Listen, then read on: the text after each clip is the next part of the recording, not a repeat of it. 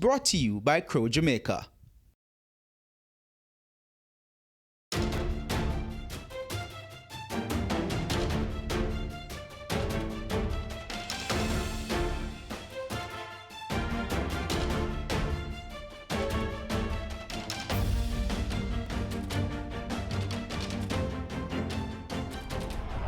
A very good evening and welcome to another episode of On Point. I'm Patria Kay. And I'm Dennis Chung. And we've got a lot to talk about. Yeah. The PNP leadership race is behind us. Dr. Peter Phillips narrowly walking away with the win, but a win nevertheless. Yeah, there are a lot of things that have happened internationally too. We spoke about Bahamas. I mean, the news just keeps getting worse and worse. And Trump is now saying that they're not welcome there. You know, so it is just a devastating thing for them. I mean, when you look at the pictures now, up to 50 confirmed dead already and 100 still missing. You know, they are having much more serious problems than we are with our internal PNP election. Absolutely. Another thing happening here in Jamaica in the week, a new kind of crime that we're seeing, a hostage situation that would have played out. You cuss the police when they do a bad job, but you also must lift the hat to them when they do a good job as well. There were no injuries, and they handled the situation with a kind of professionalism. Let me also say, Patria, that talking about the police, since the change has been made from Welsh to Blake, they're looking a lot better out on the roads. The roads are very much more organized. I mean, coming to work in the back to school time, the roads are pretty much better than they usually are. Traffic certainly is being managed well. Being managed much better. The problem that occurred recently is really just because of the rains. Absolutely, but those were huge problems. We saw all kinds of things floating. We saw roads that weren't flooded before flooding now. And a lot of that is a garbage problem. When you hear Stephen Shaw talk and say, it's nastiness that's blocking some of these drains. And there's something, as Chairman Ennis told me, I've been talking about for a long time. People do not dispose of their garbage properly. And you cannot have enough resources, you cannot have enough trucks to accommodate people not disposing properly of their garbage. Well, we have a lot to talk about. For the show today, we're going to be zeroing in on the PNP leadership race. It was a bloody battle. Can the PNP unite and move forward with a united front after this election? How do they put the pieces together? We're going to be talking to some political commentators and Venetia Phillips about that. But before we go forward with that, we're going to take a look back at some of the top business stories of the week. At number 5, U.S. President Donald Trump has fired his national security advisor John Bolton. Reports are that the sacking is tied to a disagreement over the possible easing of U.S. sanctions on Iran. President Donald Trump announced via Twitter on Tuesday that he had fired Bolton, saying he had strongly disagreed with many of Bolton's hawkish positions. At number 4, Britain's Queen Elizabeth has approved a law blocking a no-deal exit from the European Union at the end of October. This means that Prime Minister Boris Johnson must now ask for an extension or get a deal. Earlier, he visited Ireland and made a rare admission that a no-deal exit would be a failure of diplomacy. At number 3, Apple unveiled its newest iPhone this week, calling it the phone that will change the game forever. The iPhone Pro has a triple camera that Apple says will create the perfect photograph. Analysts say with the new iPhone, the technology industry's battleground of smartphone cameras has moved to inside the phone, where sophisticated artificial intelligence software and special chips play a major role in how a phone's photos look. At number 2, Seprat is contemplating exporting gluten-free flour made from cassava. This could become a reality as early as next year if a deal is struck with Red Stripe. Currently, Red Stripe engages hundreds of cassava farmers in its Project Grow initiative, which sees cassava being used as a major ingredient in its beer production process. And at number 1 this week, Dr. Peter Phillips was returned as leader of the People's National Party (PNP) after a bruising leadership contest against Peter Bunting. The PNP leader has called for unity in the party and has promised that no one will be sidelined. When we come back on point, how does the PNP move forward after the Peter versus Peter challenge? After the break, we find out.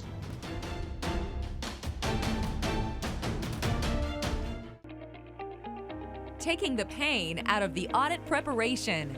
Crow Jamaica now offers audit management services, AMS. With AMS, Crow team manages your external audit process by providing the following. 1. Prepare and review schedules for your external auditors. 2. Prepare responses to your external audit team queries. 3. Assign our team members to locate supporting documents during field work. 4. Draft financial statements in accordance with IFRS to supply to your external auditors. 5. Provide guidance to your internal accounting staff regarding classification and recording of transactions. 6. Review your general ledger for accuracy. 7. Prepare necessary journal entries. 8. Prepare fixed asset register. 9. Prepare accounting and operational manual for effective internal control. 10. Liaise with the company external auditors.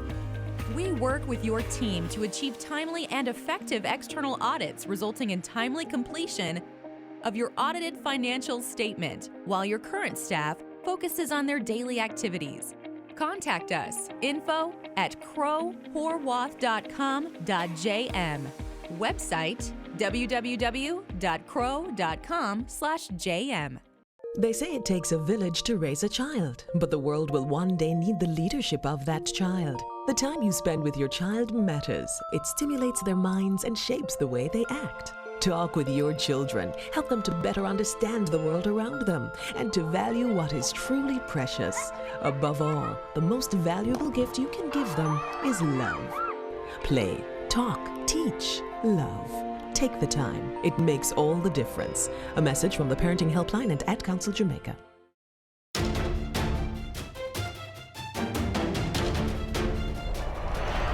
Welcome back to On Point.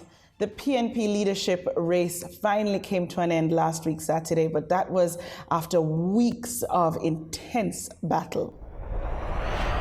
It was a battle for the heart and soul of the People's National Party, PNP, one that left many bruises and some deep wounds.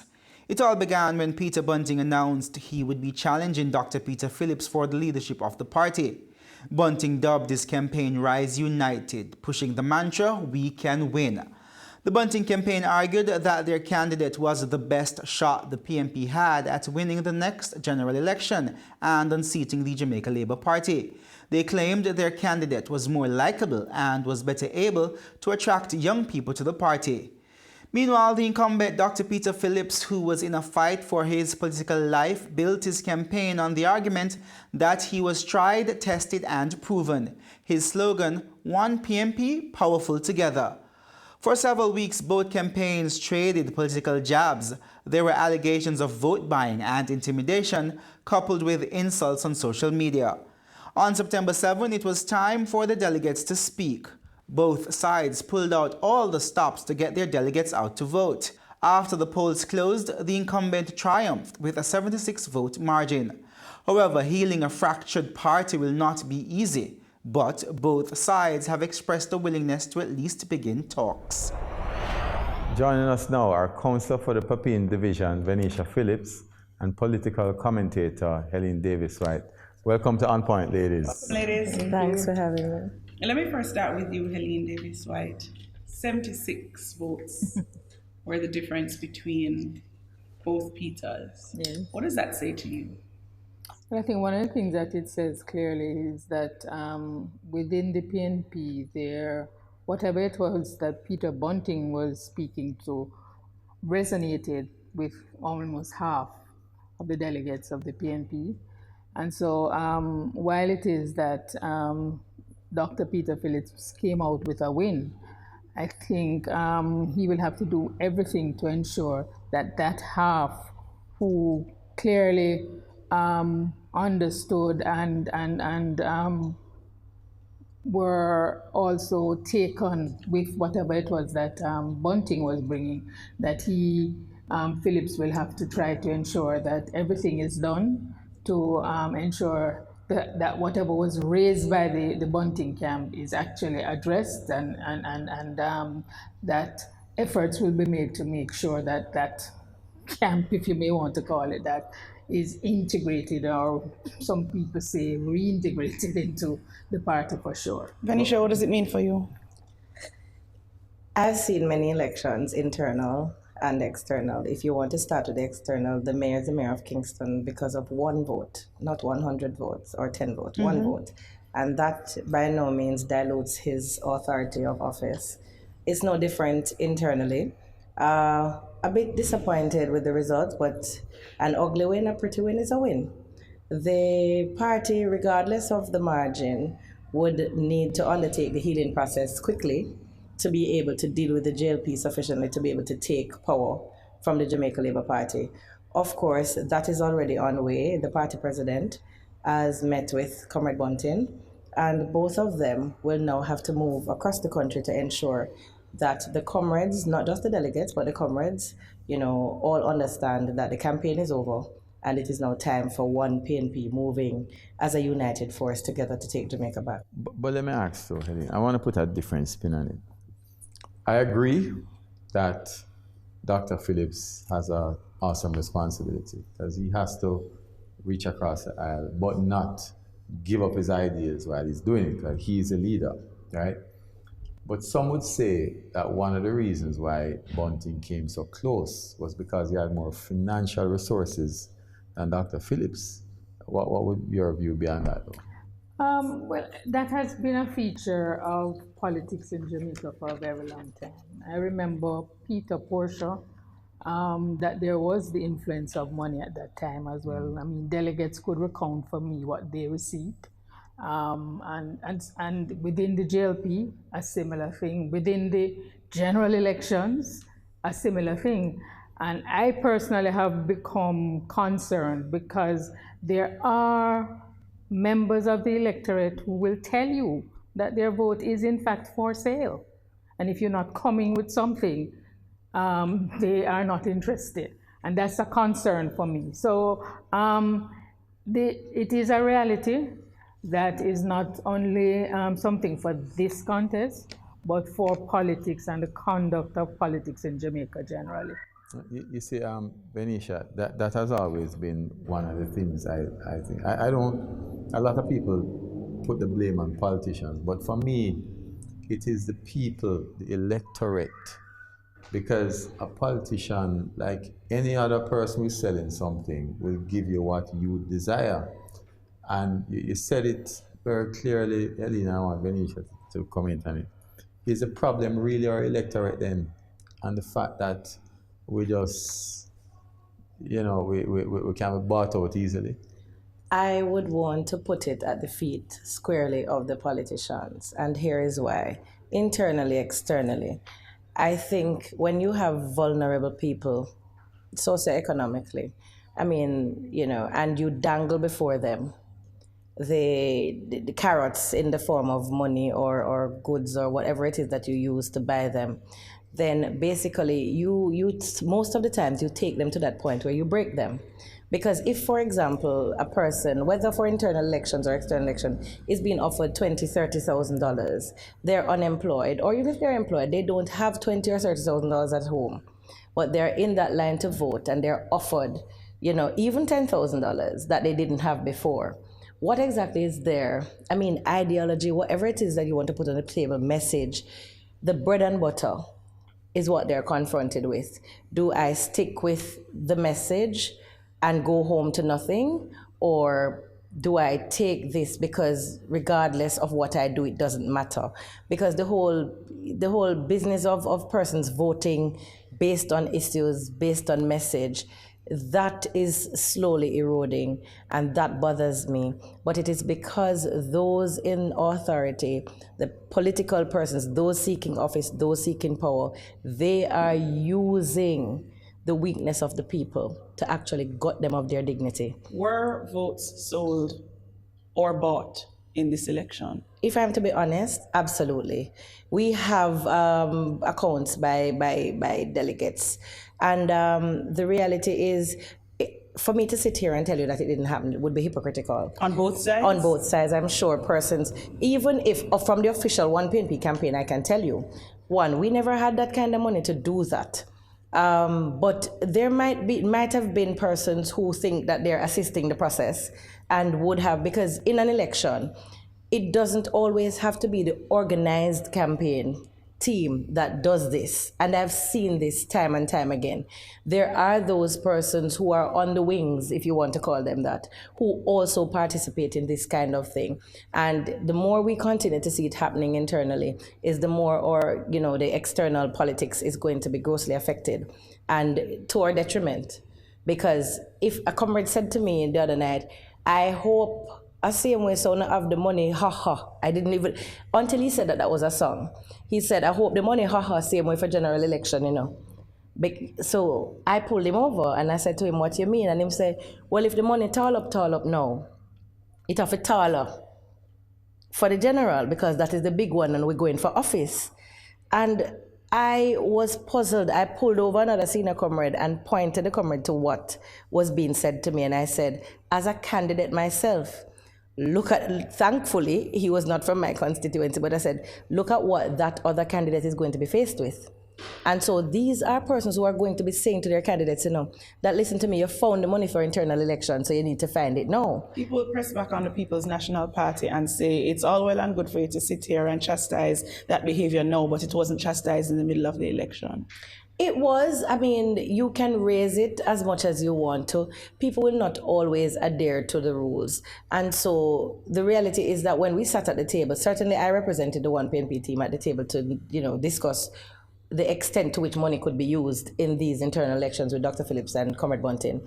And while I'm not going to go into that discussion, I must tell you that I was saddened by the almost acceptance that, we shouldn't fight so hard against money being in the politics. And that almost brought me to tears, because I was saying, are we not understanding that we are removing message, we're removing substance from elections in Jamaica, and we're turning into who is able to buy the most? And so when you have a critical decision to make, the people will say, show me the money. They won't even want to understand what is at stake. Helene, how do you feel about what you're hearing? Well, I think it just confirms what I think a lot of us know has been happening in the politics for a very long time. Well, I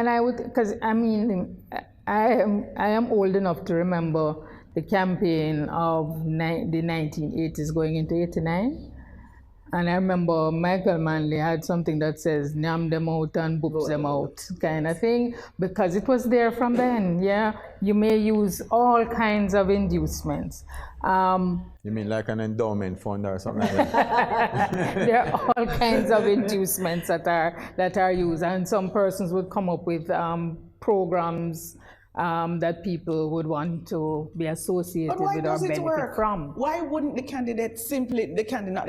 voter simply do that? Name the votes and vote who you want to vote for. Why does it work? I think this is one of the reasons why I don't believe it was so much the influence of money in this campaign, because certainly in the Peter Portia campaigns, there were scenes of persons going in with one T-shirt and coming out with another. So they clearly went and voted their mind, although they were being supported. Well, it depends on when you pay the money. I was about to say, I beg to differ with Eileen on that. It's based on what was promised and how it was promised, because I can tell you some of the stuff we heard was, like a partial payment now and the final payment when the results are counted. And so when it is done in that kind of a way, when it's reported, because these are the things that, you get reports on, because when we were looking at the numbers, I can tell you that at 2 o'clock, since I was managing the floor, I can tell you at 2 o'clock, I had sent the message outside and we had started celebrating. That was just a little bit ahead of the alternate voters coming in. And so we started, I sent out the message of jubilation and celebration started, but then I just started to see a sea of black coming through the doors. And I remember I said to myself, I don't like this. But, I continued to flow and to work the floor. And being a little bit experienced enough to understand numbers, I was saying to myself, you know what? Not everybody is going to, as you say, take whatever is offered, but do what we consider to be the right thing. Mm-hmm. And so I decided to work the lines. And even as you work the lines, some of the things that came back to you was like, but Lord, comrade, the two of them are PNP, so it not really matter who win, because then it is also the pitch. So even as you induce by whatever means, the pitch also helps to kind of, in an internal election, put them at that place so they don't have that attack of conscience to say, boy, it's two PNP anyway, so I don't have to feel that bad. So, well, let me ask you, Helene, isn't this something that is going to affect us? Because it means then that we're not putting people up based on ideas and issues, right, which is going to affect how the country is governed, but rather based on the fact that we want to eat our food next week.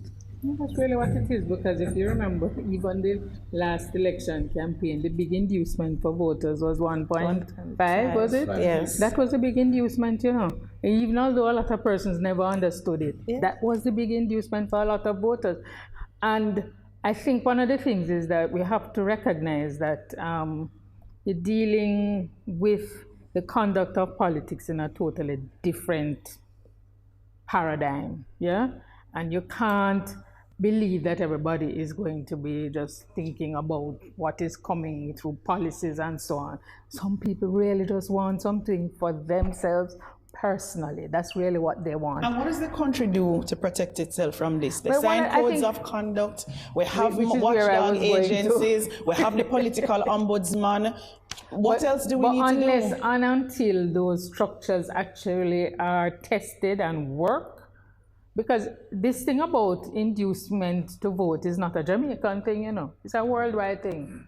But in more developed societies, they have rules and laws, and if you break them, there are consequences, yeah? I think the problem in Jamaica is that we have these and there is no real implementation. So you have a code of conduct, but I have not heard of anybody really. I mean, you have had meetings and so on, but nobody, because I'm going to bet you, the PNP elections have ended. I don't think that the comrades are going to be going out there pressing for any action to be taken. I can say what. That is a question I want to ask. You know, Venish, as someone who was in the one PNP campaign, and you should know what's happening. Will you set up structures to bring penalties against people who do that? And I'm going to add to the question, because there's a whole matter of integrity that is very important in the conversation of today's politics. Yes. Very important, not just on your side, but there's a moral authority with which the PNP wants to speak about absence of integrity on other space, in other spaces, that you can't come and talk to the people of Jamaica about integrity, knowing full well what happened in your internal election. It is corruption. It cannot be called by any other name. It is what it is, and let us face it. I mean, certainly, my constituency, in terms of the discussion that we're having, we intend to, through the NEC, put the question on the table to the NEC in terms of what should happen. There are cases that we're certain of in terms of the level of vulgarity we saw. I mean, it is something that, as a constituency of Eastern St. Andrew, we will definitely be placing on the table at NEC. But I am also equally as certain that it will form part of the agenda at NEC, because it is of great concern to the party for two reasons. We have the public actually saying what the PNP isn't. And the truth is, our constitution speaks to the fact that we are, in fact, a democratic socialist organization. There are many people who will give different reasons as to why we're not. A part of being democratic socialist is also about our value system and not allowing people, irrespective of their plight, their social situation, to, you know, be so vulnerable to inducements of different forms. And so we believe that we have to start the reculturing process, and we have to be aggressive about it, as aggressive as we are about other things like crime and corruption, because we are actually not just losing the soul of our party, we're losing the soul of our country. Did you think the endowment fund was an attempt at vote buying? Absolutely. And well, what followed that after the election, the statements made by Comrade Campbell, would, you know, basically solidify my thoughts in relation to that, because what he basically said on a news Nationwide. On Nationwide was that you know, the comrades voted against the fund, and that what they had identified were actually donors. Which is contradicting what Mark Golding said, because he actually said that they had already raised this money. And so essentially what this is really saying to them is, you should have put us there and you would have gotten this. So that is vote buying. How is that fundamentally different from, say, what Imani Duncan Price would have done in East Kingston? In Central Kingston. In Central Kingston, correction. My understanding of the entrepreneurial program that Comrade Imani Duncan started in Central Kingston, and by the way, that was not an idea that just came to life during the campaign. She had been in that constituency and working with Comrade Ronald Thwaites for quite a while, and would have put on the table different initiatives to help to build out. You can say whether or not she was preparing for the future, which is no, and had an unfair advantage. You can say that, but that she participated in a process of development of the people, taking into consideration. She more taught someone how to fish there rather than precisely, and so it is not the same as vote buying. Do you see a difference between the two, and do you see either of the two as vote buying? I think timing is important, because if you had something on the ground and the elections came, then it's difficult to say that it is vote buying because it was already in place. But if you are entering an election campaign and then you come with this, it does come off as vote buying. Although I will tell you, sort of confirms the suspicion that was there before, right? Yeah. Yes. Although I will tell you that I think the Bunting camp was actually answering a call, so to speak, because I mean, there are several. One of the benefits of being a trade union leader, we have members from both camps in the union, and you would get reports that tell you that there are concerns about former workers of the PNP that they have been left. The need is there, and that's why the message resonated. And that's why it resonated. This is so troubling because it is disingenuous. I can see how, you could assume that this was answering that call.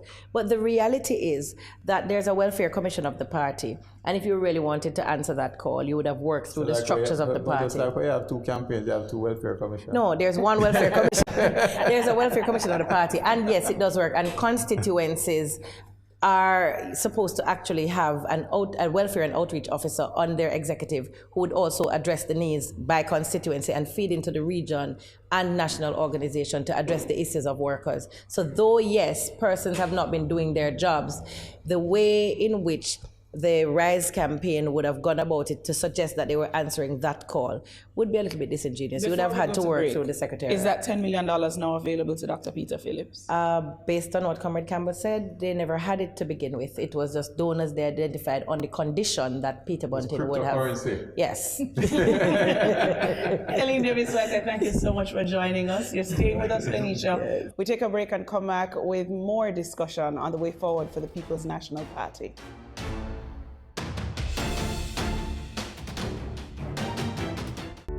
Crow Jamaica Risk Management Services, RMS.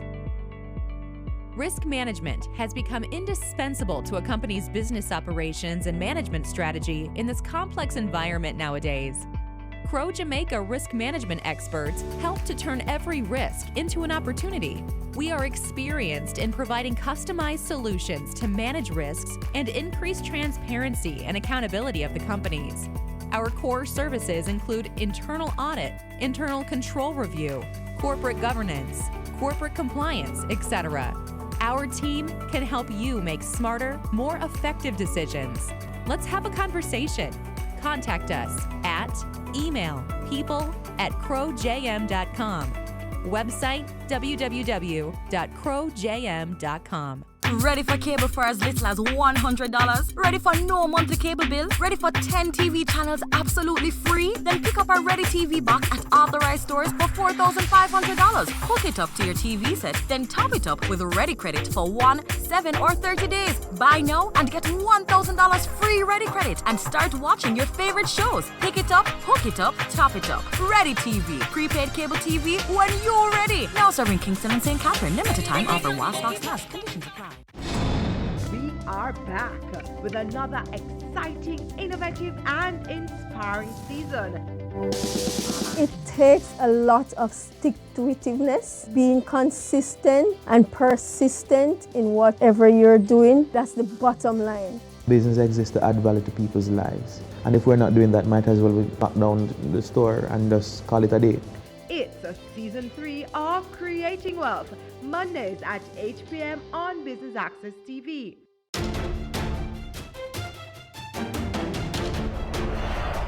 Welcome back to On Point. We're talking PNP internal politics. How do they move on beyond the election on Saturday? How do the two factions come back together for one strong PNP? Is it even possible? We still have with us Benicia Phillips, who is councillor for the Papine division, and we're also joined by political commentator Javion Nelson. How are you, Javion? I'm good, thank you. Javion, happy to have you. Good.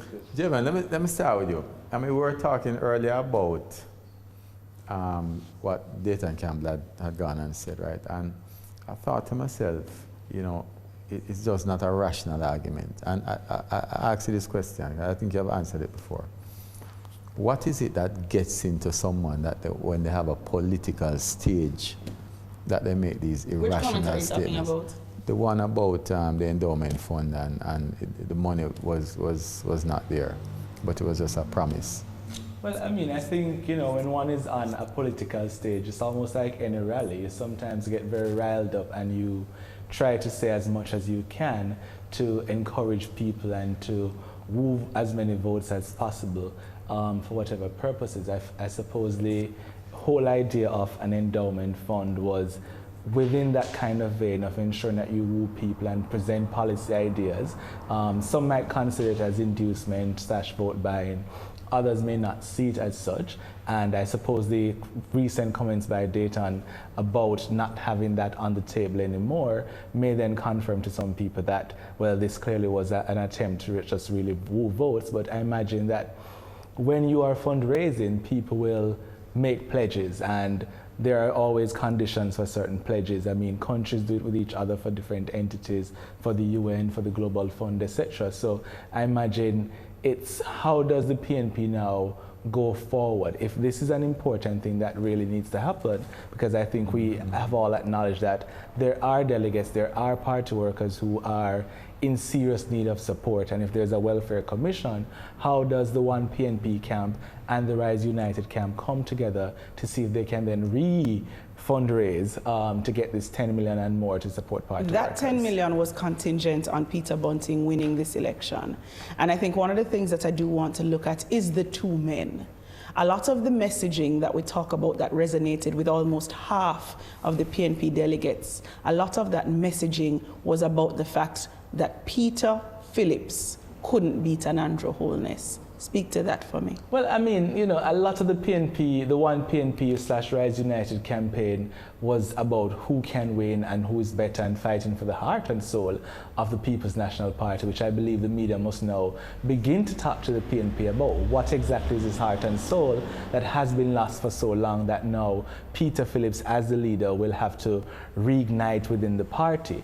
I think, you know, if you look at the polls, both teams said that they can win Andrew Holness, and I mean, when you listen to Peter Phillips after the votes were announced, he, you know, spoke again to that. But I think if you look at the polls that we have seen nationally, they sort of suggest that either way the PNP would have been in a real pickle to really beat Andrew Holness. So it was really about, as many commentators have said, who will beat and who will lose better to Andrew Holness if an election is called anytime soon.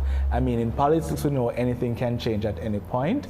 We've seen that before. We've seen that in 2016, for example, with the People's National Party, where we thought that they could never ever lose that election. So certainly I think it's going to be about what both teams see as important for the party going forward. How do you address the internal issues which are clearly there, and I've heard too much denial from one PNP camp and Dr. Peter Phillips even since he's been crowned king of the party again.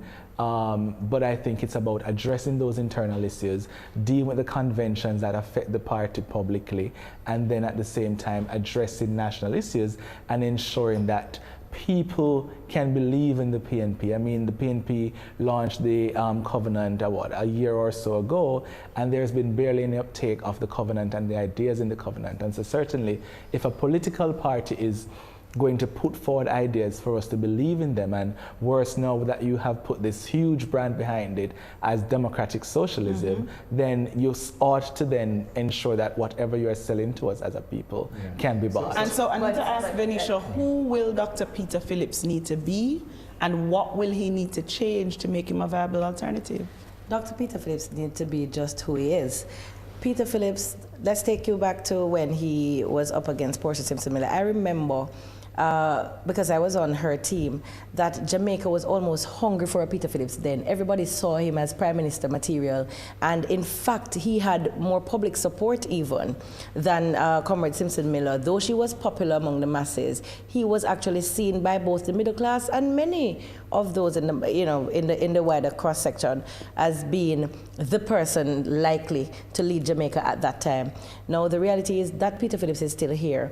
In terms of the deliverables, he has proven himself to be the most rounded politician in the country we have, and certainly Peter Phillips just needs to get his team together and present to the people of Jamaica a plan that the people of Jamaica will actually find that kind of hope in. Are you drinking your own Kool-Aid? I'm not going to ignore the polls, but a polls, you would understand that polls are a snapshot, and we continue to say it. It is true, because a poll taken 6 months ago will not necessarily reflect the thoughts of persons 6 months later. Except we're not talking about a single poll. No. We're talking about multiple polls from different sources, and that all is say fine. Something's not that is fine. electable. Different polls will speak to different issues, because we can't just sit here and just reference polls in terms of what they have said, because all the polls were not asking the same questions at the same time. All of them address different issues. So let's be very clear on that.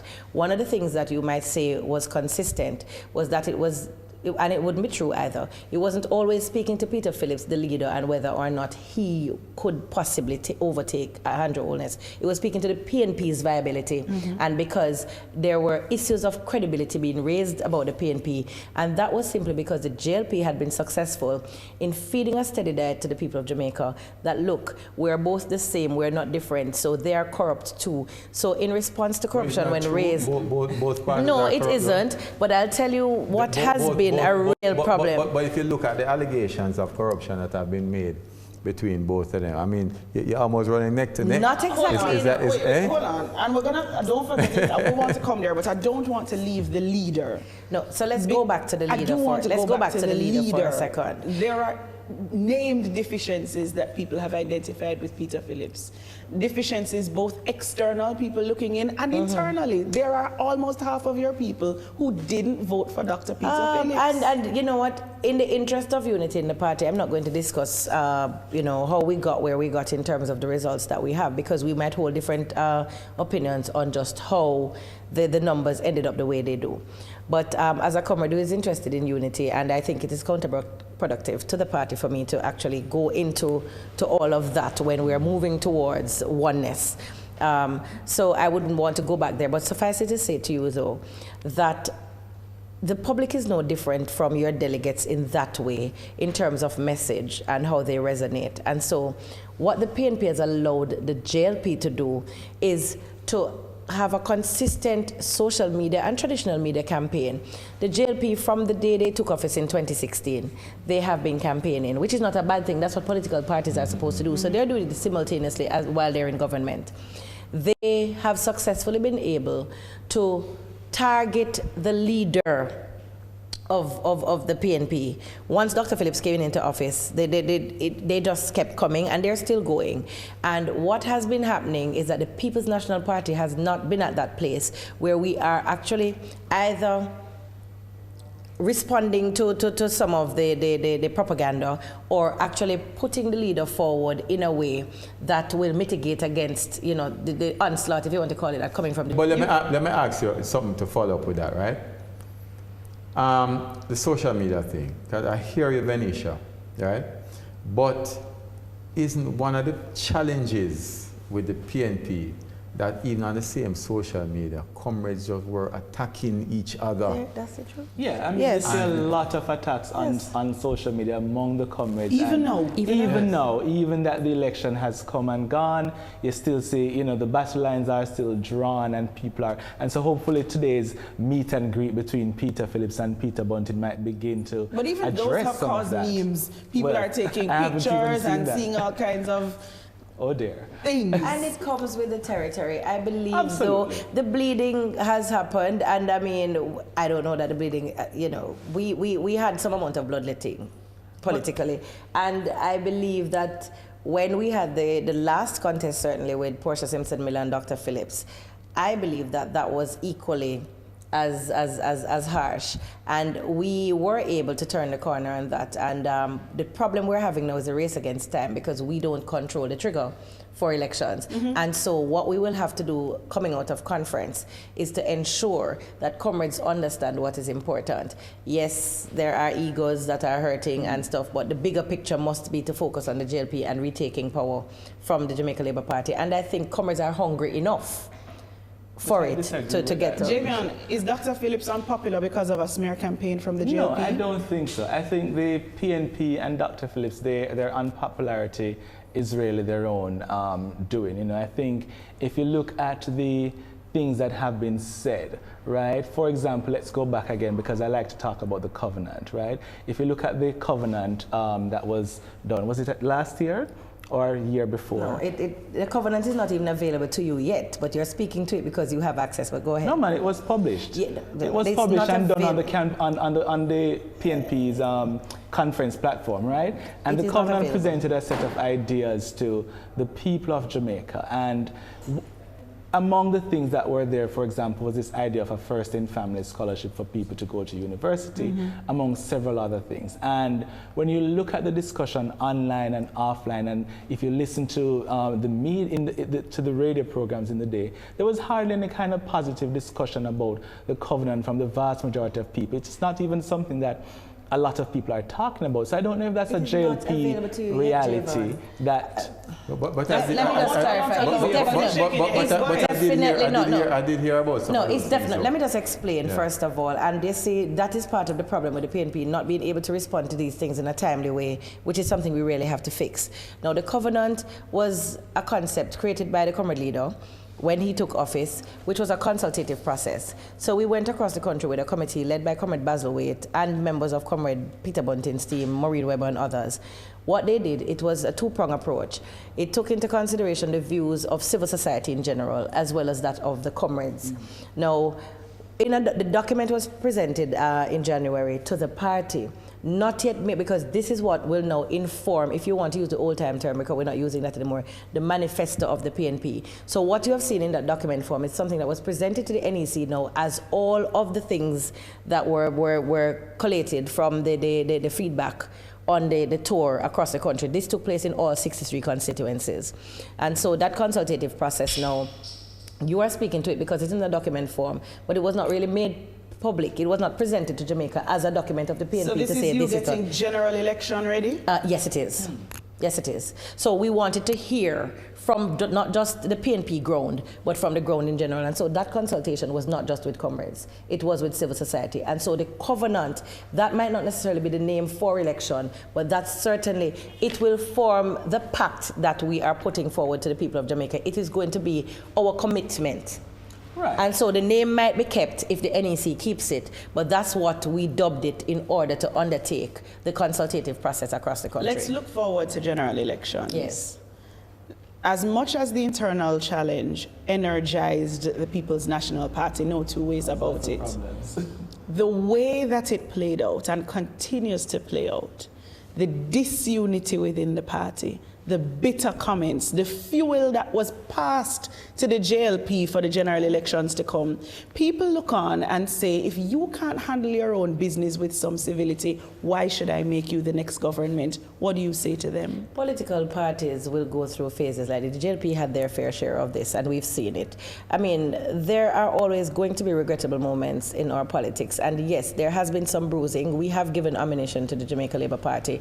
I believe that coming out of NEC post-conference, we will see a difference in terms of how comrades are able to relate.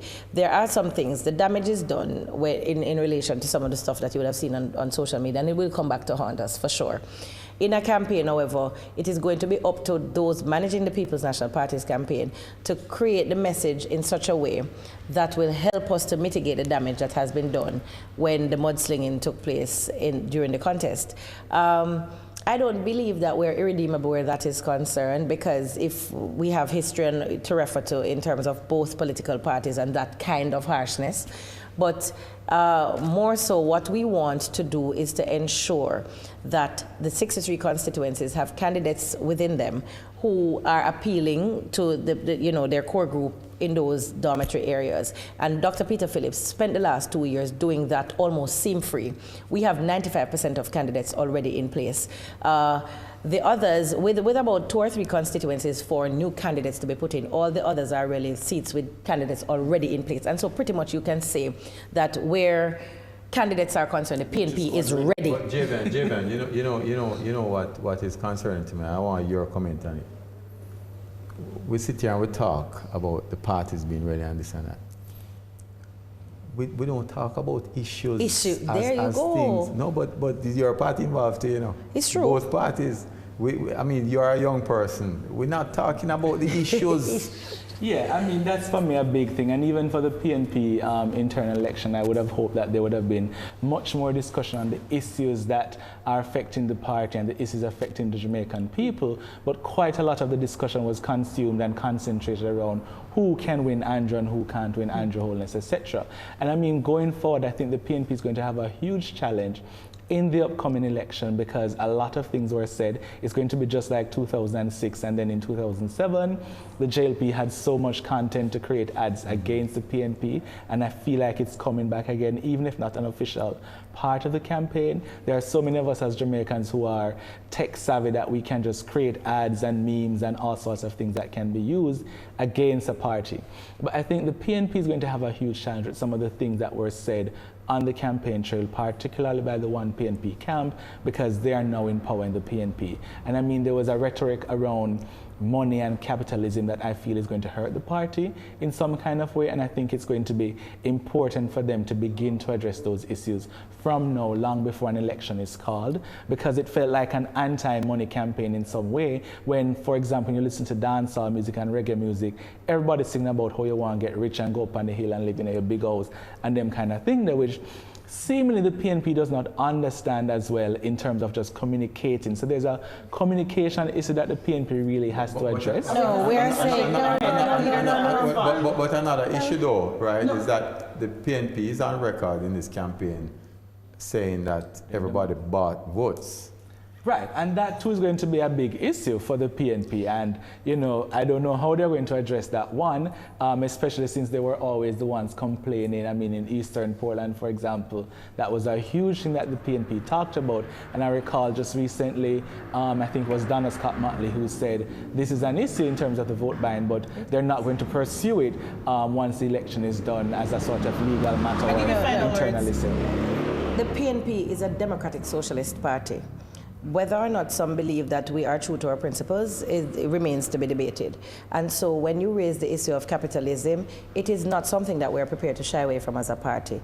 As you say, we will have the task of ensuring that we explain this to the Jamaican people in a way that they understand that in keeping with the message that we would want to resonate with the people of Jamaica. And so trust our campaign team to be able to manage the messaging of the PNP's campaign in a way that they will understand that yes, money is important. We're not anti-money, but we are saying that we cannot subject our people to the kind of system where their morals, their principles are out the window in exchange for money. That cannot be the way. The PNP side in that, I think. And that is debatable, but the reality is that we have to ensure that we start to reculture Jamaica to understand that principles and morals are critical to how we grow as a country and as a people. What's for sure is there's a lot of mud to mop up. We're going to have to leave it there, Venetia and Javian. Thanks a lot for joining us. Thanks, folks. It has been a very interesting discussion, and we have to continue it. Viewers, after the break, we'll come back with the numbers and the word on the street. Oh, you pretty thing.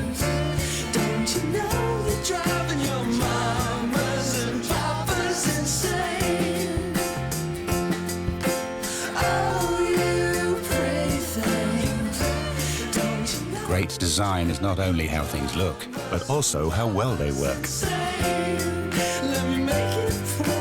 The GLC, more than meets the eye. Do you want more experience from your SUV? Introducing the 2020 Nissan X-Trail with leading-edge technology, intelligent ride and chassis control, a round view monitor, and hill start assist for confidence behind the wheel. Plus, auto headlights and panoramic sunroof. Drive the SUV with more experience. The Nissan X-Trail, available today at Fidelity Motors.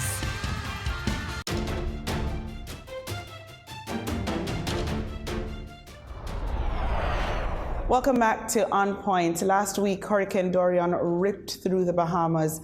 It left billions of dollars in damage and thousands of people homeless. It passed through the Bahamas as a Category 5 system. Take a look at the numbers. A risk firm is estimating that Hurricane Dorian could cost insurance companies in the Caribbean up to US $3 billion. The UN says immediately after the hurricane lashed the Bahamas, there were some 70,000 people in need of urgent assistance. Hurricane Dorian broke several records, one of which saw it being the slowest moving hurricane over a 24-hour period, moving at a snail's pace of 1.6 miles per hour.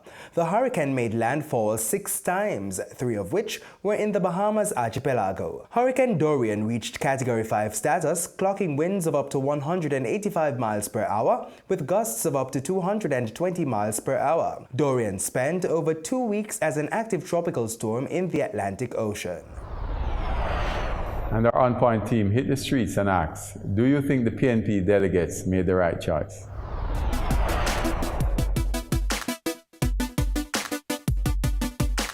I think personally, Peter Phillips deserves him chance, you know.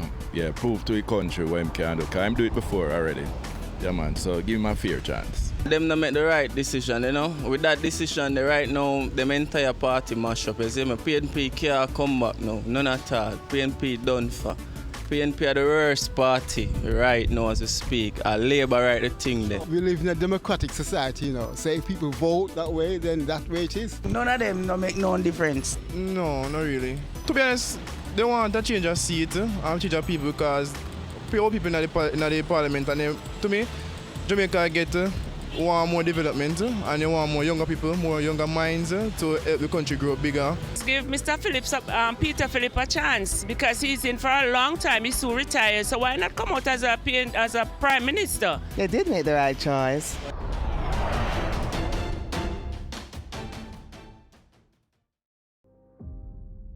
Corporate restructuring services. In today's evolving commercial and economic environment, businesses are continually seeking opportunities to manage operating costs and tax positions, as well as contain cash expenditures. Entity structuring can help achieve these goals, but often presents many challenges for multinational corporations. In addition, the OECD's Base Erosion and Profit Shifting (BEPS) proposals are expected to impact the bottom line of affected organizations and result in some business restructuring. Crow Jamaica delivers an integrated approach to clients' corporate and reorganization needs. Services include simplifying group structures, executing domestic and cross-border transactions including mergers, demergers, disposals, and company migrations, transferring assets and business units, aligning legal structures to business models, establishing national or regional hubs, converting subsidiary company structures to branch structures and vice versa, integrating legal structures following a merger or acquisition, providing practical advice and assistance throughout the planning, development, and implementation phases of corporate reorganizations. Crow Jamaica assists businesses and other advisors in developing and implementing efficient, cost-effective legal structures and business operating models. Our team can help you make smarter, more effective decisions. Let's have a conversation. Contact us at email people@crowjm.com. Website www.crowjm.com. Caring Hands Season 3 continues to effect change in a changing environment. many of us were raised by grandmothers, right? So, I mean, we know the wisdom that these people have. Going beyond business. The little leaders of today are our leaders of tomorrow. And with the proper education, we'll have very good leadership coming from that. That's Season 3 of Caring Hands, creating change and shaping lives, every Sunday at 5:30 p.m. on Business Access TV. Our women are the backbone of our society. They deserve to be protected and respected. Domestic violence is not okay. Speak up and speak out. No more violence against women.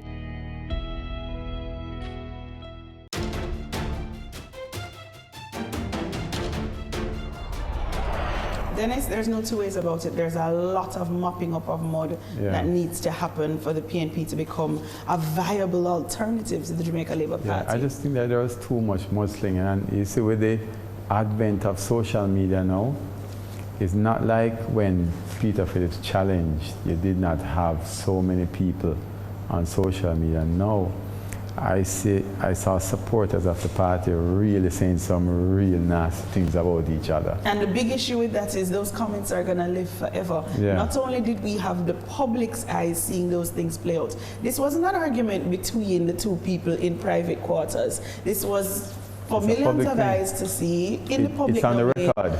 Screenshots for the JLP to see. Absolutely. And have copies of. And I think the sad part of it is, as a country, we need a strong opposition. It's not okay for us to have a ruling party without that fire on their tail, knowing full well that my next election is not sure, that there is a party in waiting that the people feel is a real alternative. And as long as the PNP has this messy internal battle going on and this petty back and forth, they don't look like a viable alternative. And throughout the campaign, they have been admitting and accusing each other of vote buying, which is corruption.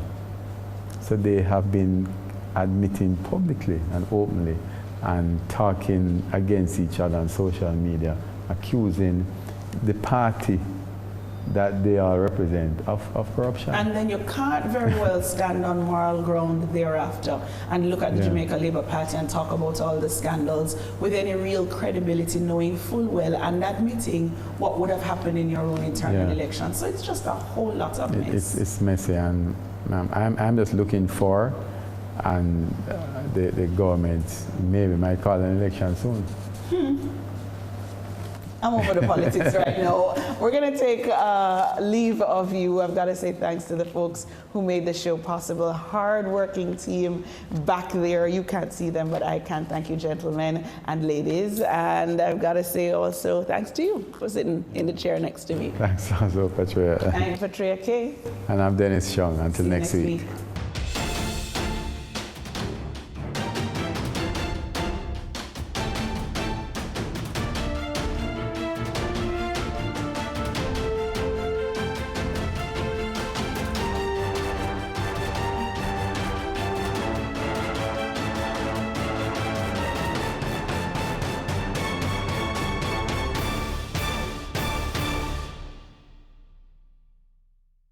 On Point was brought to you by Crow Jamaica. It's season 12, and Wealth Magazine Business Access is here to keep you business savvy. With an impressive mix of some of Jamaica's most inspiring business moguls, we continue to keep Jamaica informed, empowered, and ready to dominate. Tune in Sundays at 5 p.m. only on BATV. You're watching Business Access. Business Access. Business Access. Business Access TV. Serious about business.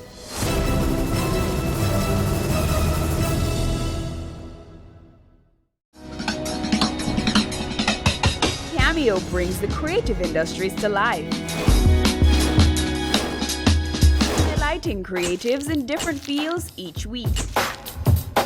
Art. My life turns art. I breathe, I eat art. Fashion.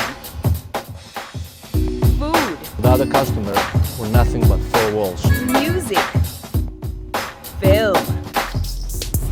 Cameo, only on Business Access TV. Your business matters. Business Access TV offers you the most innovative and effective advertising solution for your business, specializing in B2B sales, cost-effective solutions, the customers you want, the repetition you need. No matter the size and nature of your company, your business matters. Call us at 876-618-2870 or email us at sales@batvja.com. Business Access TV, serious about business.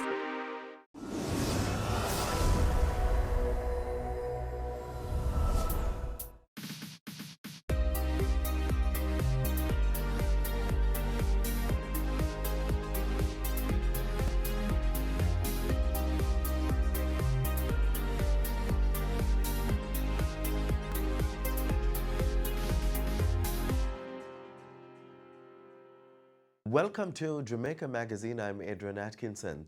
Coming up in our program, we'll be tackling health as the CEO of the National Health Fund is here on Get the Facts.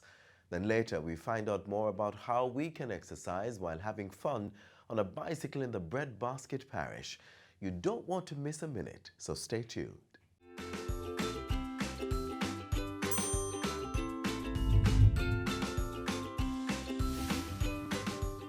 The National Health Fund is an agency that provides financial support to our national healthcare system in order to improve its effectiveness and affordability for all Jamaicans. This week on Get the Facts, we are joined by CEO Everton Anderson. That's next.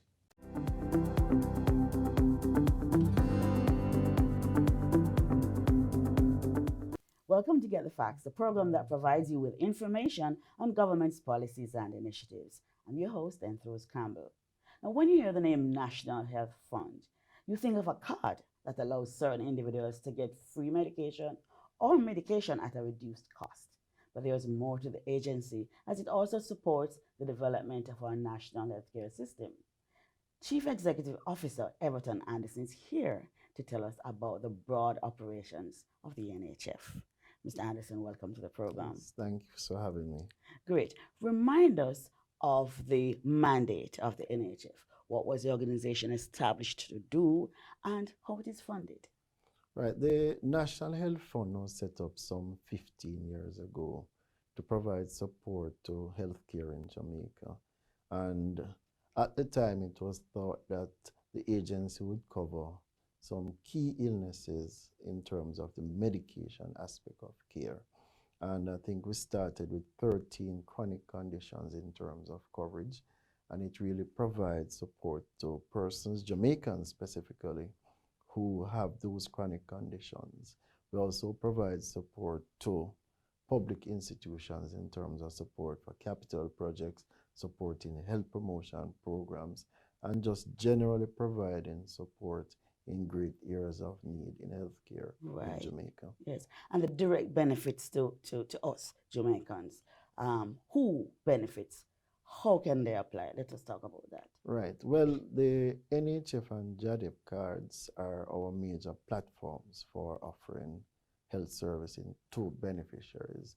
For the NHF card, once you're diagnosed with any of the chronic illnesses listed, and we now cover 17 conditions, I think we recently added 2 sickle cell in 2015 and lupus a few months ago.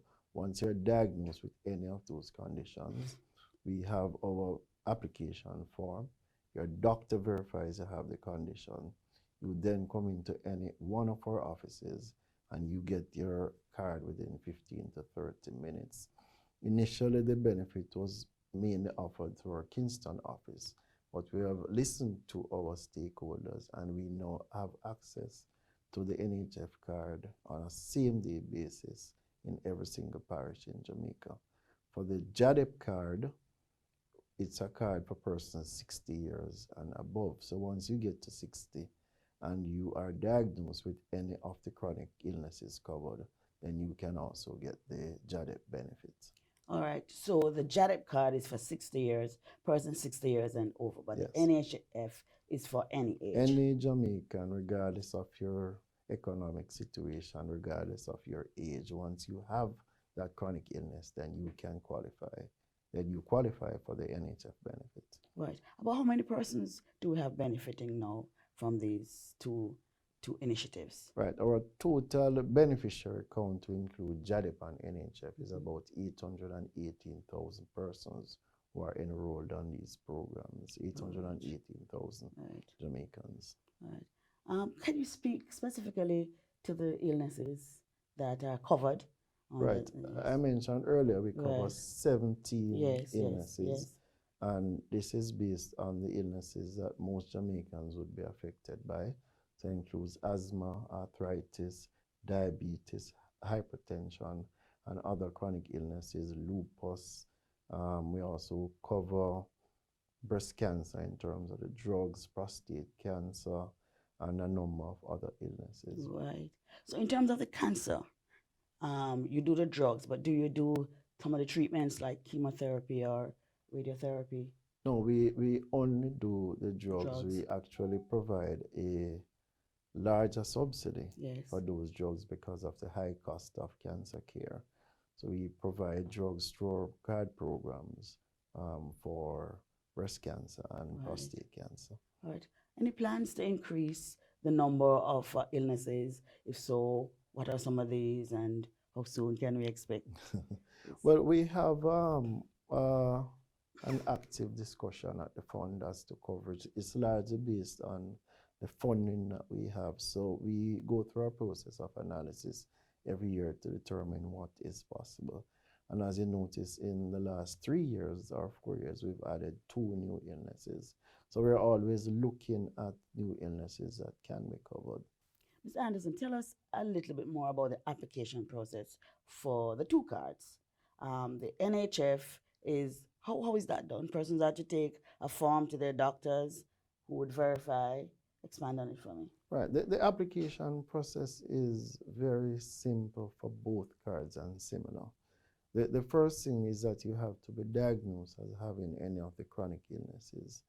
You then get your physician, your doctor, to sign on the form indicating and confirming that you have the illness. You can then get either JADEP or NHF card at any of our locations island-wide. Initially, we would offer a 7-day service at our head office, but we moved to a same-day service at head office, and we've expanded that same-day service, and it's available in every single parish in Jamaica. Okay. So if you get a diagnosis at midday, you get the form completed half an hour later and get to our office. You leave with your benefit card within 15 to 30 minutes in every single parish, because really wanted to broaden access and really send a message that we're serious about providing an excellent service to our customers. Tell us about the costs as it relates to both cards, the different cards. Well, for the JADEP card, the drugs are free of cost, except that beneficiaries contribute to the dispensing fee, which is $40 per item, up to a maximum of $240. So no beneficiary will pay more than $240. For the NHF card program, we provide a subsidy. And $240? Maximum contribution for the JADEP program. Yes. For the NHF card, it is a different arrangement where we pay a subsidy depending on the illness. It ranges between 40 up to about 70%. We provide a greater coverage for conditions like breast cancer and prostate cancer, where the cost of those drugs tend to be a lot more. And the beneficiaries will then co-pay. Yes. And in some cases, they have both the NHF card and the health insurance card, which leads to a lower co-pay, which allows greater access. Right. So I have a health insurance with a private company, and I have the NHF card. Right. I can use them together. Right. And there's no charge for getting the card. No, the card is free of cost, and the process of accessing is really good. And I have to give the highest commendation to our 476 private pharmacy providers who support the program and have helped us to deliver what we consider to be an excellent service to the people of this country. Okay, let's take a break now, and we continue with more on the National Health Fund. Stay with us.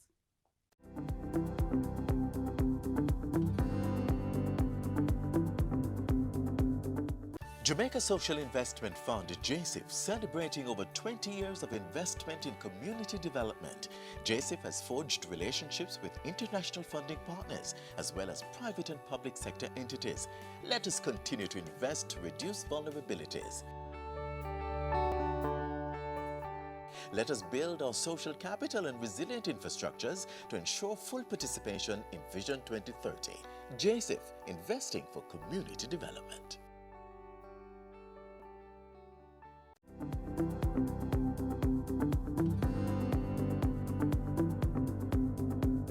Welcome back to Get the Facts. We continue our discussion with Chief Executive Officer of the National Health Fund, Everton Anderson. Mr. Anderson, the NHF is responsible for procuring and distributing pharmaceuticals, as well as managing the public sector pharmacy services. Explain, tell us how that works. Right. Well, the process started in 2011 when NHF assumed responsibilities for what was then the Health Corporation Limited.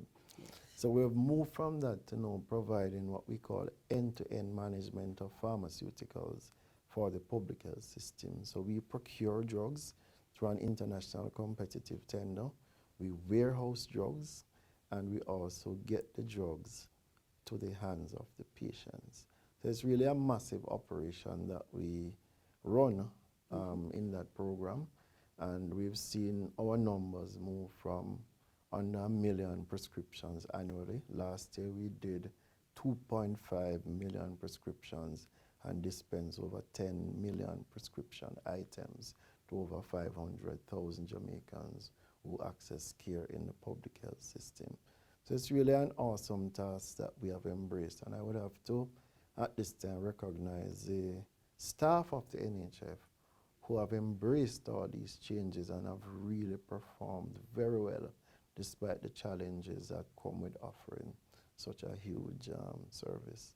Right. So the benefit to us would be that you know what drugs are in the system, and so your clients will be able to access the drugs. You know that the drugs are there, and so we can access them easier. Yes? Yes. All right. Yes. So you have now have a faster turnaround time of issuing the cards, but I know that you have other initiatives to benefit your clients. Tell us about that. Right. I spoke about the pharmacist service earlier, and I just want to speak a little about this.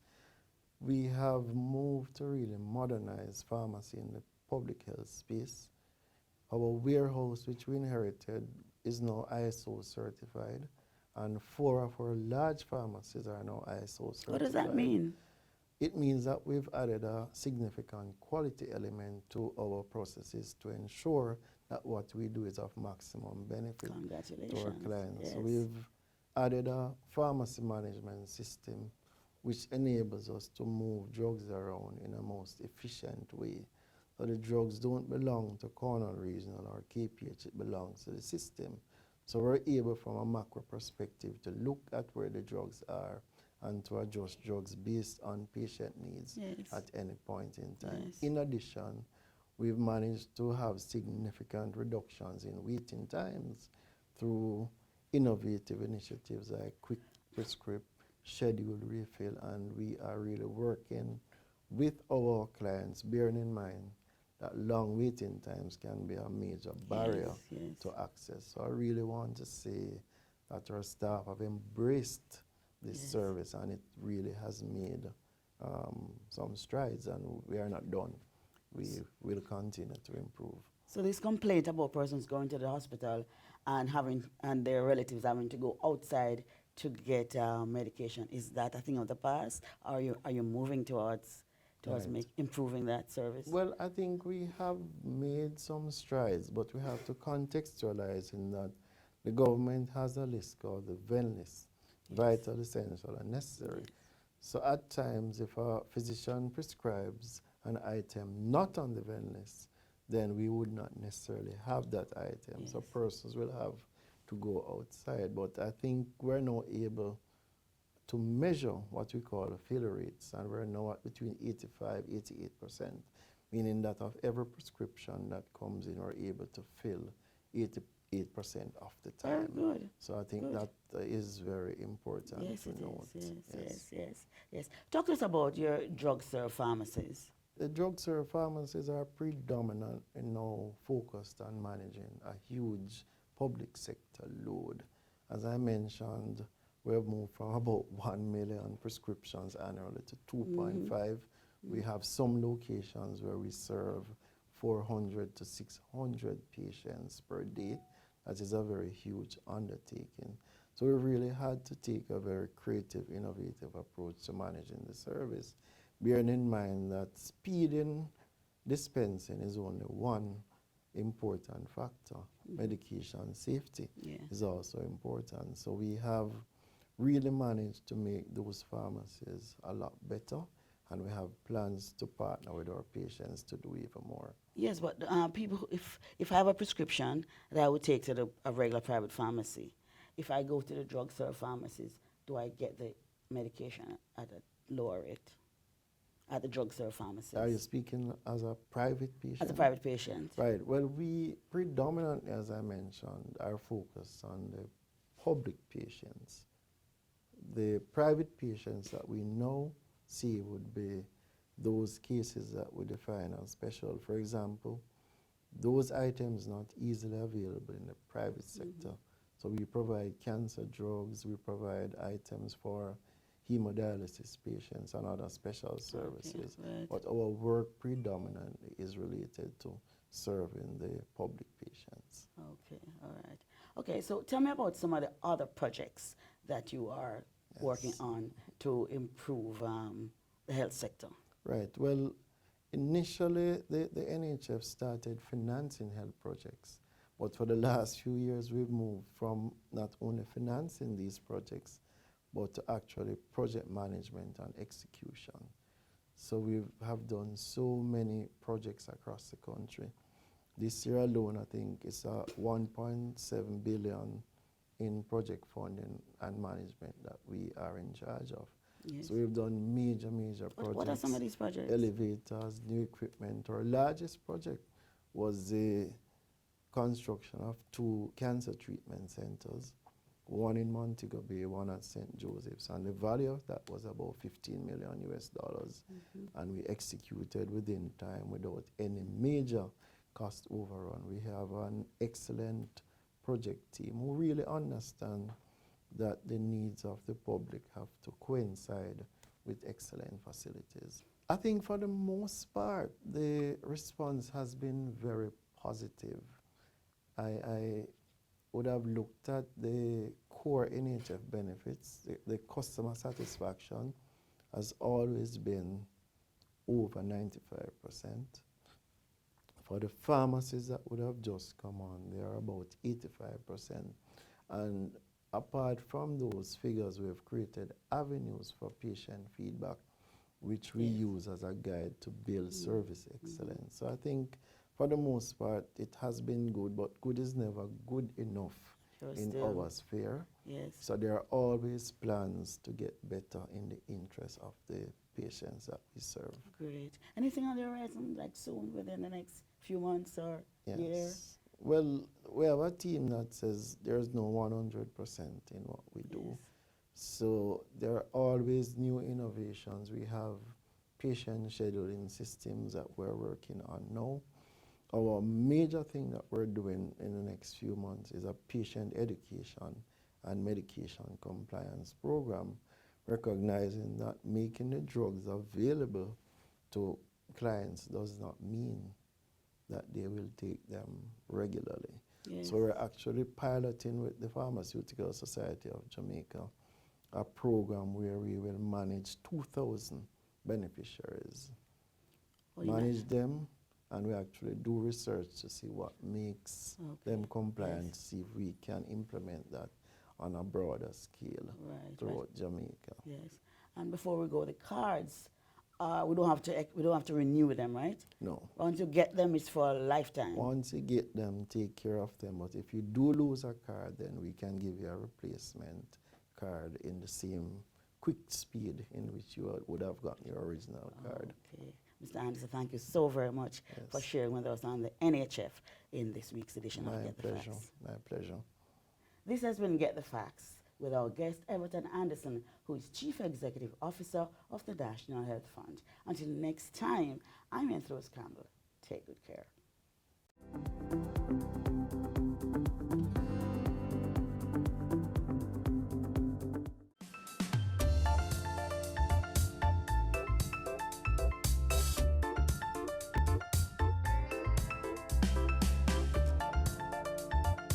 St. Elizabeth is dubbed as the breadbasket parish, which means there is a lot to explore and even more to eat. What better way to do it than on a bicycle? I'm guessing that thought never really crossed your mind.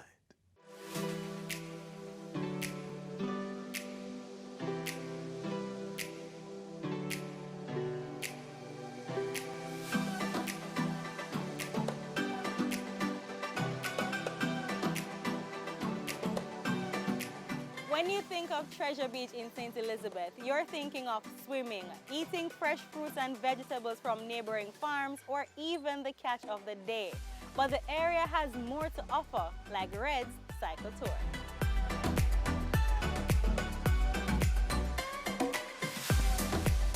The name of my business is Red Cycle Tours, and yeah, we offer different rides. That all depends on your fitness level, right? Because what we're doing is promoting sports tourism, you know, in that sense. Keep it local and at the same time fitness and wealth. So the tours, we have like the farm tour, local farm tour here, it's about 2 to 2.5 hours round trip. As we are about to go on a cycling tour, a real adventure that explores Treasure Beach and our environment here.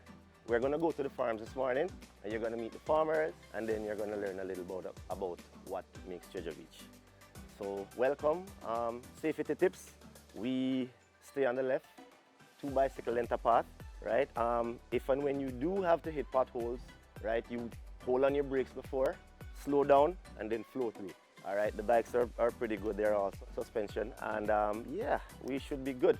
Well, my helmet, I'm all right. I'm all right? Yeah, all right, man. Don't take it too much that you can't talk, you know. Oh. Jesus Christ.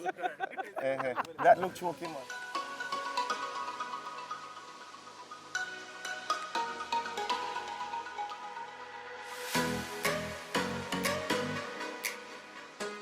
So in terms of health-wise, how does cycling help with that? Cycling is a complete exercise, like swimming. Mm-hmm.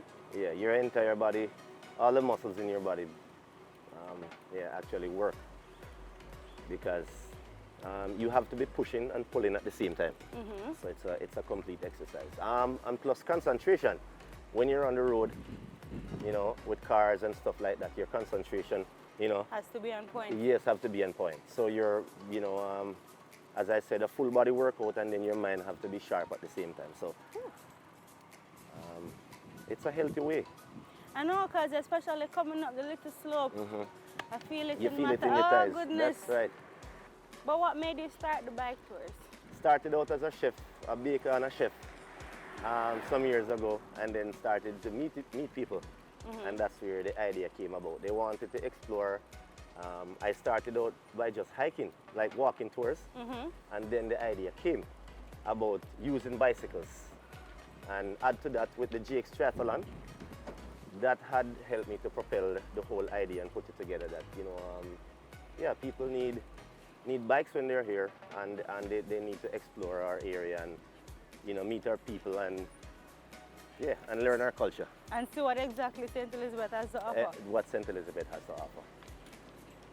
Because as you know, down here is the food basket. Is that a hill? It is a hill. It's your first one. My first hill? I don't think I'm moving. Hold on, I need a rest. That was a hill and a half. First hill, little rough. This bike tour is no joke. No joke. I feel it in the thighs. I didn't even know I was moving because my legs were dead, like dead. One day somebody want like push me. This is off the beaten track now, and this is where it's fun because then you get to see all the farmlands, all the cantaloupes and the watermelons and the escallion and you name it. Everything that is farmed here in South St. Elizabeth.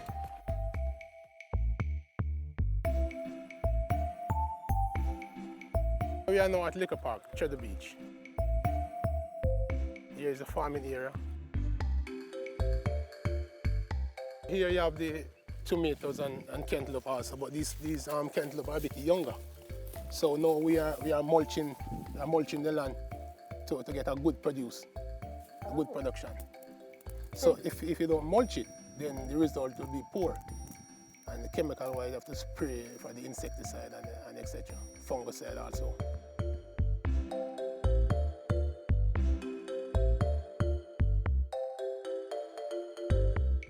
These are some unique melons that they have here.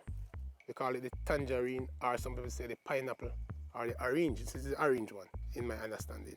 It is not common to every farmer. It's a bit unique. So the higglers and they call them the marketing personnel. They yield for this type of fruits because they sell fast.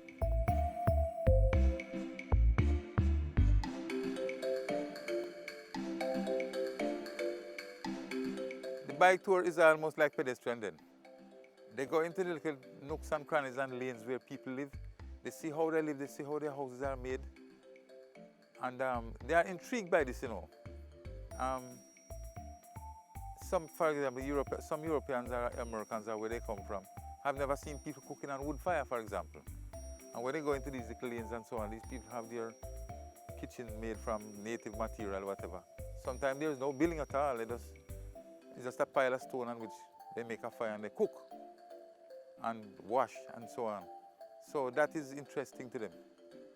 It go into the far reaches of their mind and let them inquire further. How these people came about, how did they live like this, how did they learn all these skills. The journey was amazing, especially the downhill sections. Cycling offers you a good leg workout, so if you are up for the challenge, this is definitely the activity for you. Thank you very much, Damien. If you want to participate in the bike tours, you know, that I offer, you can come here to Jake's because Jake's is a big supporter of all the tours that I do. We also offer the Lover's Leap hiking tour, which is a 1,750 feet drop, about a 4 hours round trip with going to the bottom and back.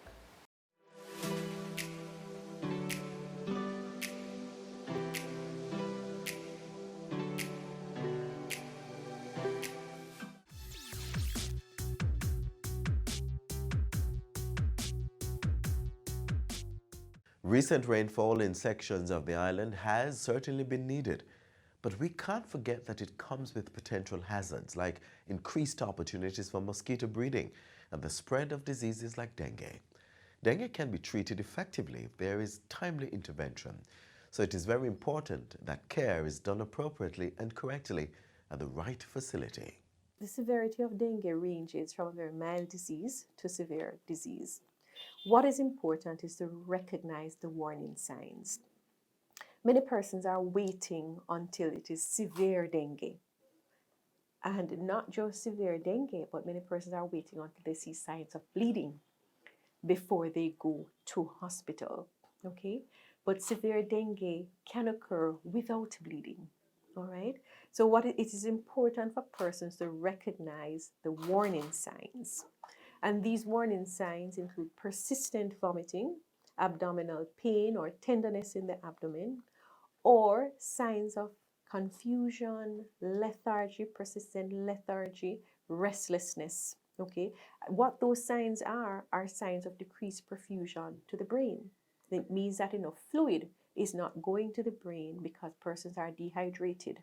Okay, the dehydration and the signs of dehydration are very important to treat. Do your part, get tested, and get treated as we aim to make Jamaica the place of choice to live, work, raise families, and do business.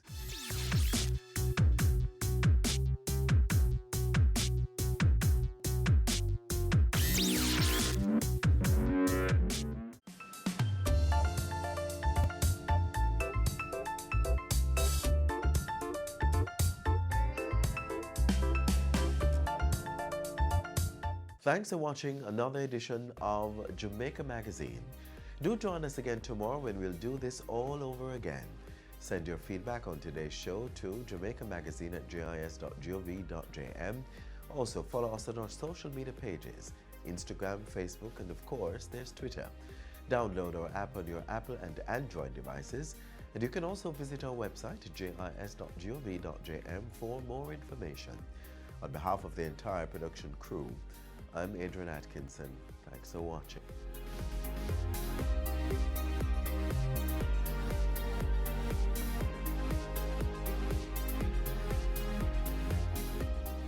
This has been a production of the Jamaica Information Service, the voice of Jamaica.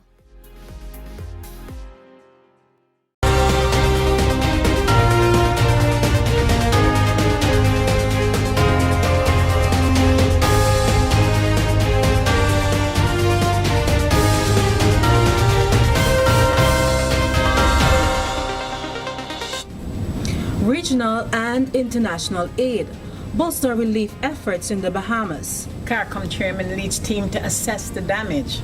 And deadly Dorian's toll continues to rise. This is the CARICOM News Time for the week ending Friday, 6th of September.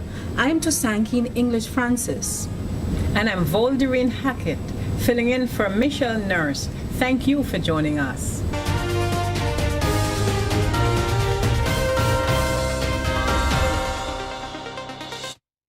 As the heartbreaking reality of Dorian's devastation in the Bahamas becomes clearer, an international relief effort is underway to bring relief to the victims. United Nations Relief Chief Mark Lowcock said the UN has allocated US $1 million from the Central Emergency Response Fund. The UN said 8 tons of food supplies, logistical and telecommunications equipment were to arrive on the islands devastated by the hurricane on Saturday. The Commonwealth Secretary General Patricia Scotland said the organization will work with its partners to make available as swiftly as possible whatever assistance the Bahamas requires. United States President Donald Trump has assured the Bahamian government of America's assistance. The U.S. Coast Guard said it has rescued a total of 290 people following the hurricane. The U.S. Agency for International Development has announced a U.S. $1 million aid package, bringing the USAID's total funding to more than $2.8 million so far. The British Royal Navy Auxiliary Aid Ship is also helping in the relief efforts. The UK Ministry of Defence said the ship, which has been in the region since June, in preparation for the hurricane season, is equipped with specialist personnel, stores and transport, as well as a Wildcat helicopter for rescue and surveying operations. Canada's Prime Minister Justin Trudeau has pledged 500,000 Canadian dollars in initial emergency assistance. Within the region, the Caribbean Development Bank has disbursed US $200,000 in emergency response grant and has allocated US $750,000 in immediate response loan to assist with the cleanup and short-term recovery in the Bahamas. CARICOM member states and the Organization of Eastern Caribbean States are also coordinating comprehensive relief assistance.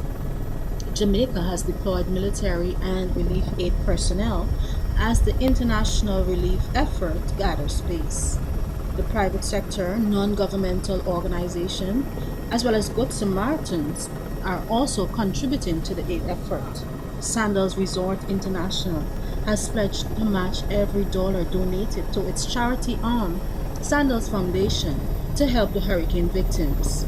Using the hashtag BahamasStrong, the resort chain has asked the public to make donations to www.sandalsfoundation.org/donation. Pay attention in your country to find out how you can donate to the relief efforts in the Bahamas.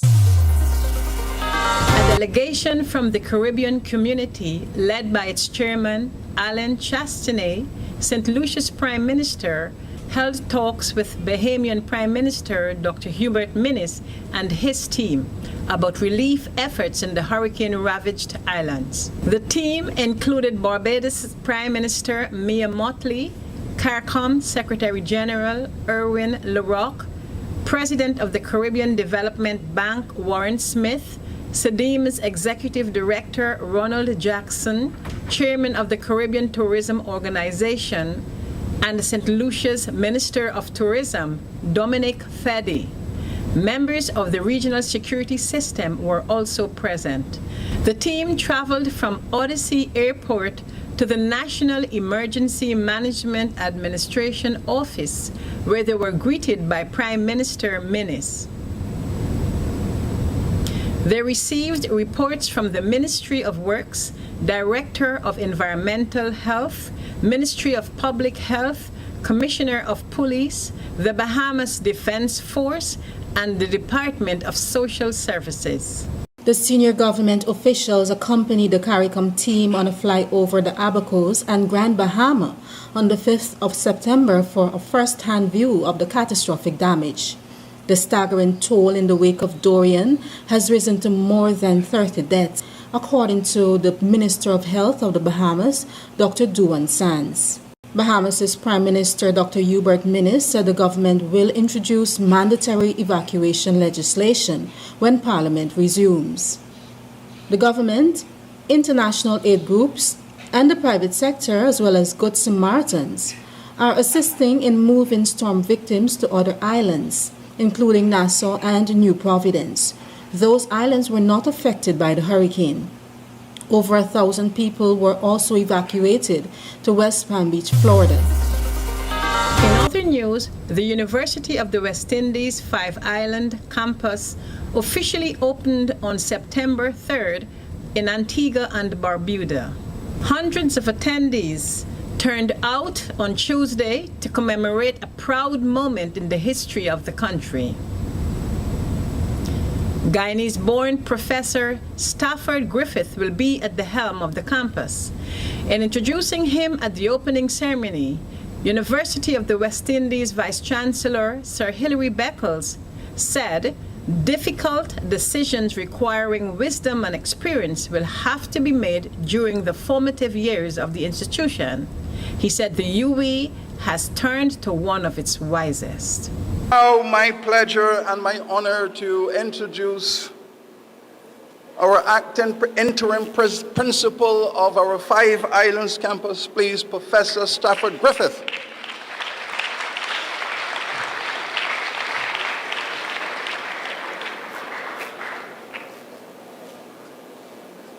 The onward march of UWI has been associated with a methodology of the development of leadership. The first thing we do is identify a brilliant, seasoned, matured, and distinguished scholar to serve as principal in the establishment of the campus as an operation of higher education. We identify such a person because we know that in these formative months, in this formative year, some hard and difficult decisions requiring wisdom and experience will have to be made, and we have turned to one of our wisest heads.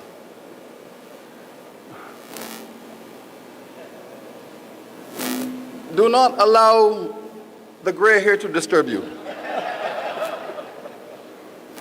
This is a man who has been tried and tested, a distinguished scholar, a distinguished Caribbean man who hails from the interior of Guyana.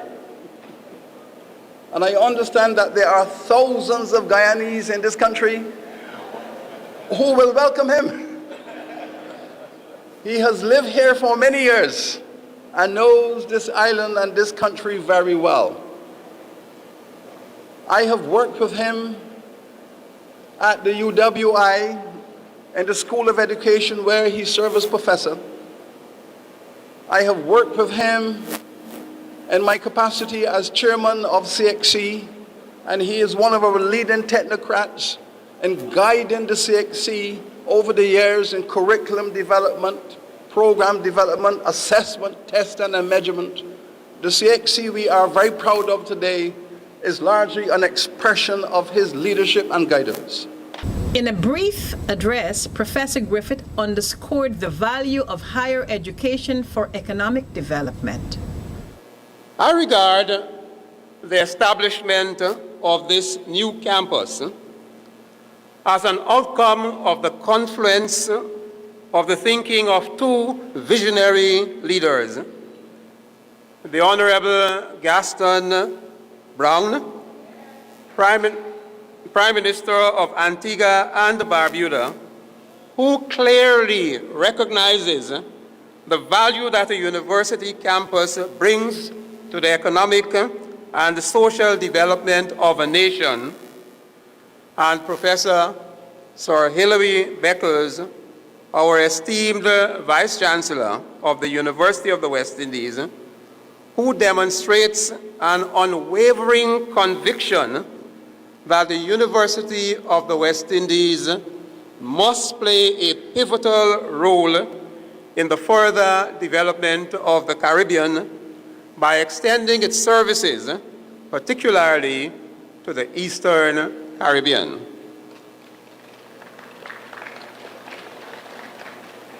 A campus in Antigua and Barbuda is a good place from which to do so.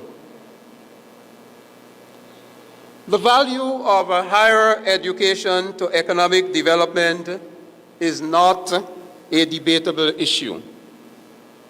It is well illustrated by the impact that the establishment of a University of the West Indies campus in Jamaica, Barbados, and Trinidad and Tobago has had on those countries' development. The establishment of the Five Islands campus in Antigua and Barbuda should impact the growth and the development of this country in the same way that the establishment of campuses in Jamaica, Barbados, and Trinidad and Tobago impacted the development of those countries. For more stories, you can visit the CARICOM news site at today.caricom.org or the CARICOM website at caricom.org. Like our Facebook page, follow us on Twitter, and be sure to subscribe to our YouTube channel. See you next time.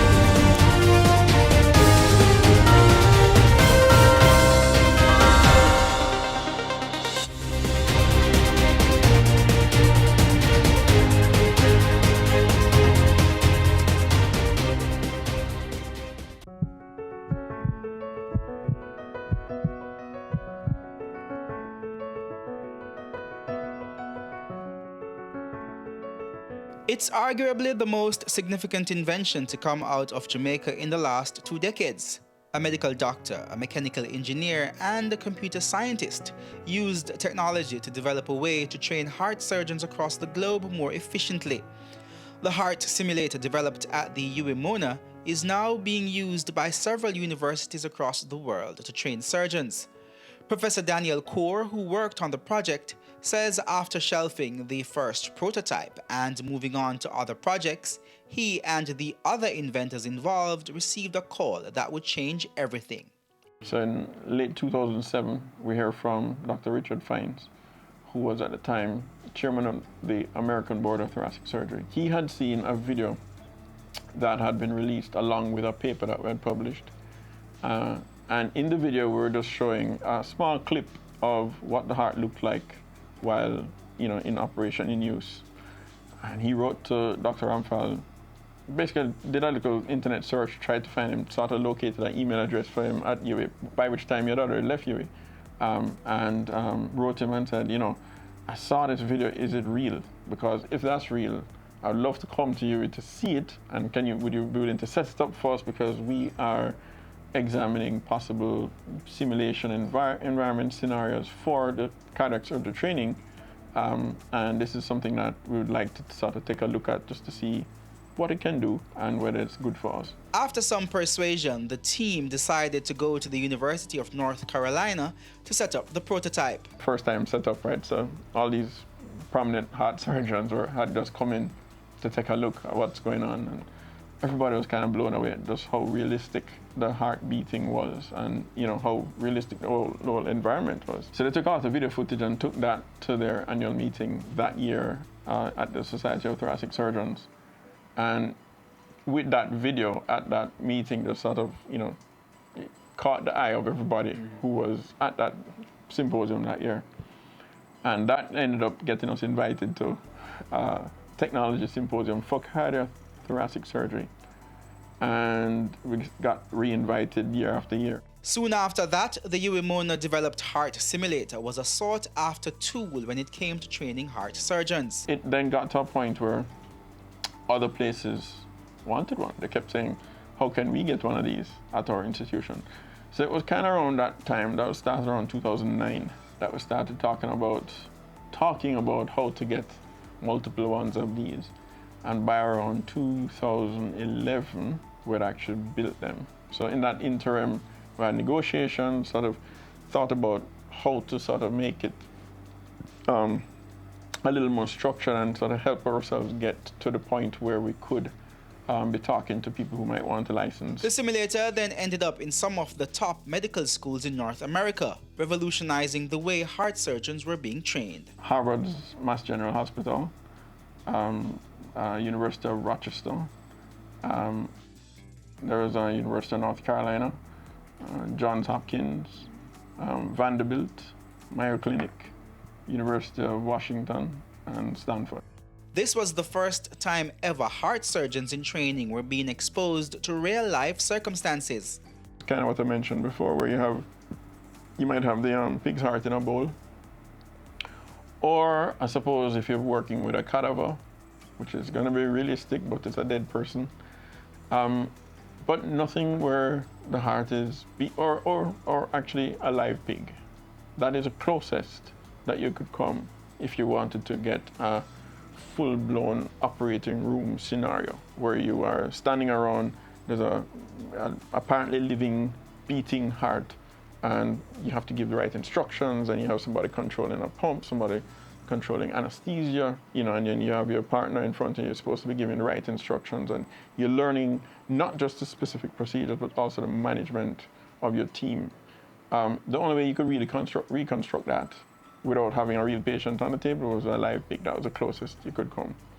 So what our simulator was providing these guys with was a context in which they could reconstruct any scenario they wanted, when they wanted, at the time they wanted. So from the purpose of teaching, if today's lesson was to teach you something that hardly ever happened, they could make sure it's scheduled what's going to happen because you set the simulator up to deliver that.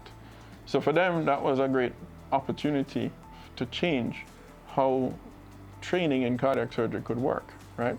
And at the same time, you're getting this high fidelity model, right? So you're not putting any patients at risk.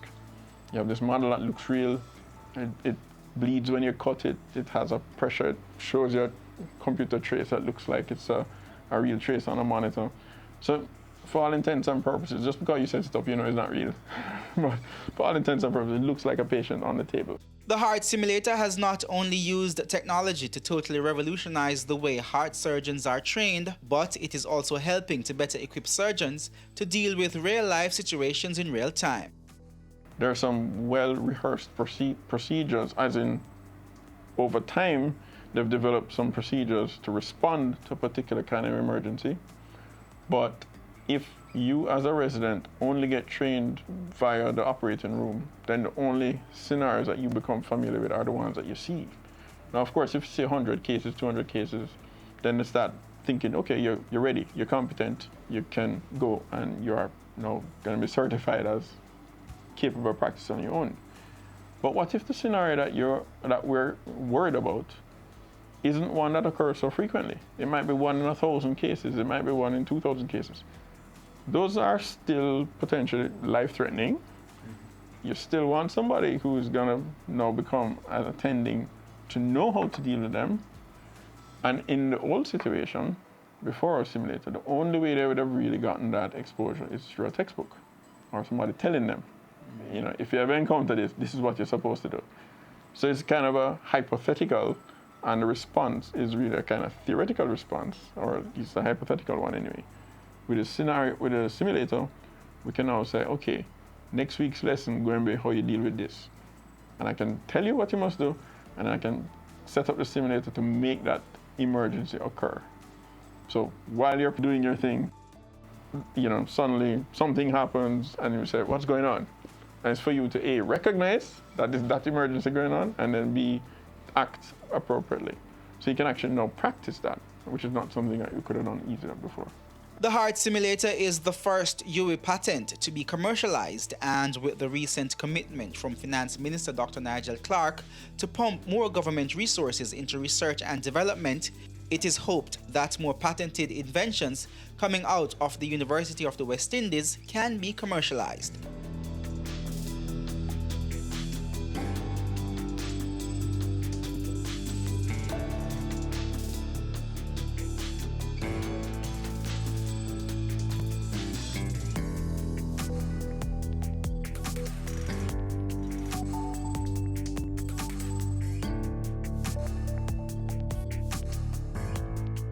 Now presenting the Jamaica Social Investment Fund ICDP Enterprise Development Project. Entrepreneurial Grant Business Pitch. This project is a $100 million grant that's seeking to target 50 small and micro business enterprises and give them training, capacity development, equipment, permits and license towards the development and the viability of their business. We have made a call for proposal in March of this year for entrepreneurs to submit for the opportunity to receive a grant between $1 and $5 million. We received more than 500 applications, and so we have now shortlisted them to 100. So we've invited that top 100 applicants here today, and they're going to have to pitch their business idea to a panel, and of the 150 will actually transfer and win the opportunity for the grants. One of the primary objectives of what we're doing here is employment. We want the business to be able to sustain not only the principals as the owners, but we also want the business to be able to employ at least 2 people. The next part of it, as we do in all of our projects like this, is it provides a learning instrument of how we can engage small and micro enterprises and take them to the next level. Why we're doing this rigorous process, because we want to identify the best potential entrepreneurs for this project. And keep in mind that we are speaking about a loan, so we want to ensure that applicants are committed, and that from a sustainability point of view, that upon receiving the support from JSIP, that in 2-3 years, the enterprises will still be operational, and the broader objective of the project would be achieved. Once we have now equipped them and they should be ready to start their production and going, we'll then have a mentorship component.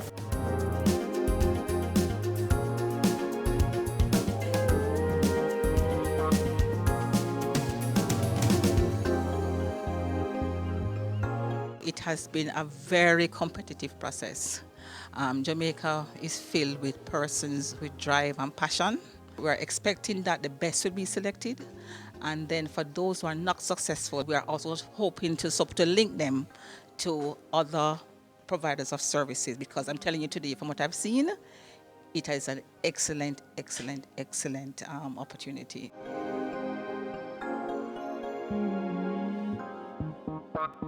It's worthy of note that many persons coming here today already have some kind of semblance of a business, but they need the additional support to move that business to the other level, as well as some persons that are coming with those proposals to start from scratch. On behalf of the JSIF, we want to really thank the DBJ and other partners from UE who came to be part of the panel, and just to remind you that the JSIF is here and we're investing for community development.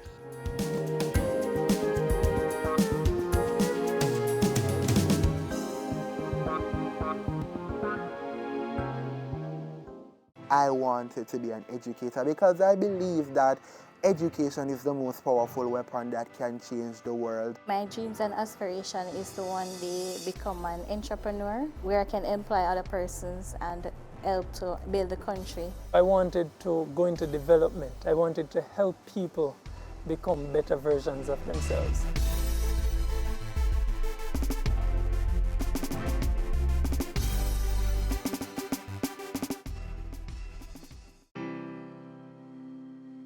Growing up, I saw a lot of violence, I saw a lot of crime, I saw a lot of poverty. The challenges are so many. The first one that comes to mind is the level of youth unemployment that's here. Challenges that exist here in West Prospect Bogwalk are lack of awareness for educational opportunities or job opportunities. Not many got the chance to do CXC or graduate from the secondary level. So that's a major setback for the people living in the community. A way to alleviate this issue is training programs. They need more opportunities, like to go back to school to get themselves a certificate so they can be able to work and create employment for themselves and their family. Push more entrepreneurship opportunity, encourage these youths to be creative and innovative in what they do. Give them startup capital to start their business. Invest more in the youth skills and talents. The Poverty Reduction Program is funded by the European Union, and it really is a program that focuses on the most vulnerable type of communities, making communities safer, making citizens more healthy, better access to education. For European Union, investing in youth is an obvious choice. They are the future of the country. If we prepare them well, they will bring the change that Jamaica needs. That's why we invest in scholarships, internship, training in life skills and mentorship. I received a tertiary scholarship from PRP to attend the University of Technology, Jamaica.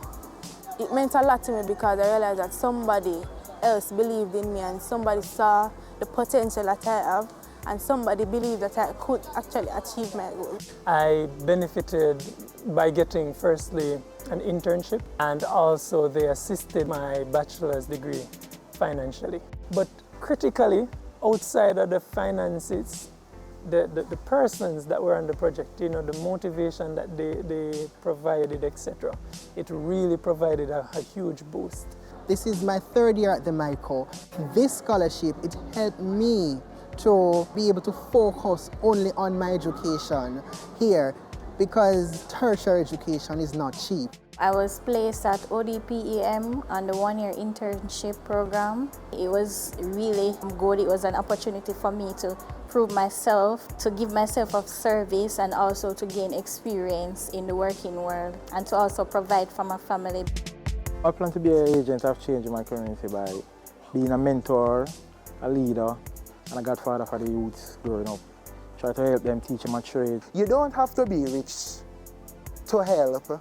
You don't have to achieve greatness to start. I contributed to my basic school by providing them with the necessary resources that they need, that I believe that in the long run, it will have a ripple effect on many, many persons.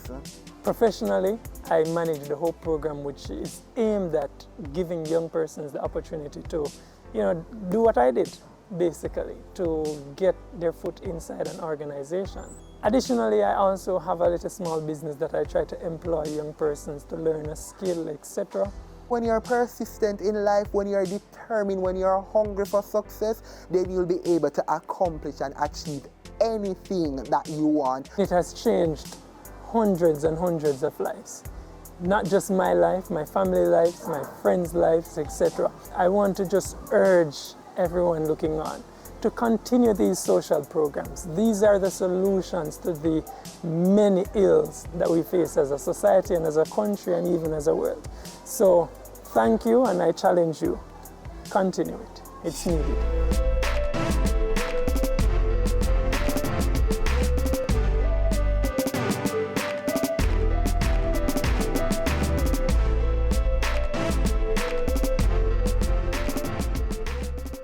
Ready for cable for as little as $100? Ready for no monthly cable bill? Ready for 10 TV channels absolutely free? Then pick up our Ready TV box at authorized stores for $4,500. Hook it up to your TV set, then top it up with Ready Credit for 1, 7, or 30 days. Buy now and get $1,000 free Ready Credit and start watching your favorite shows. Pick it up, hook it up, top it up. Ready TV. Prepaid cable TV when you're ready. Now serving Kingston and St. Catherine. Limited time offer while stocks last. Conditions apply.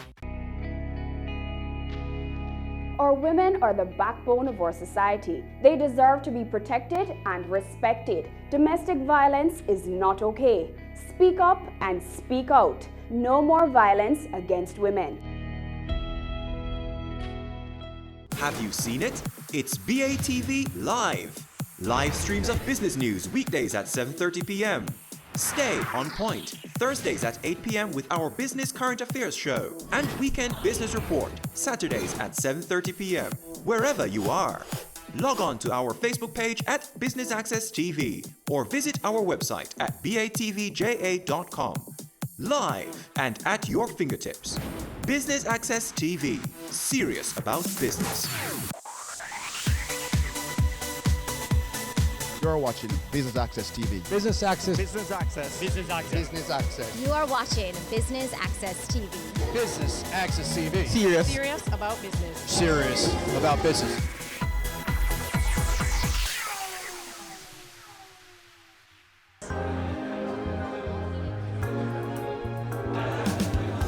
Business Access TV is here at the 14th Regional Investment and Capital Markets Conference and the launch of the Jamaica Social Stock Exchange.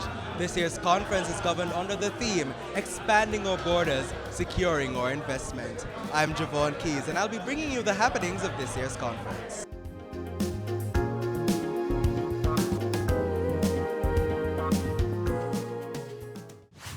Someone once said that all that glitters is not gold.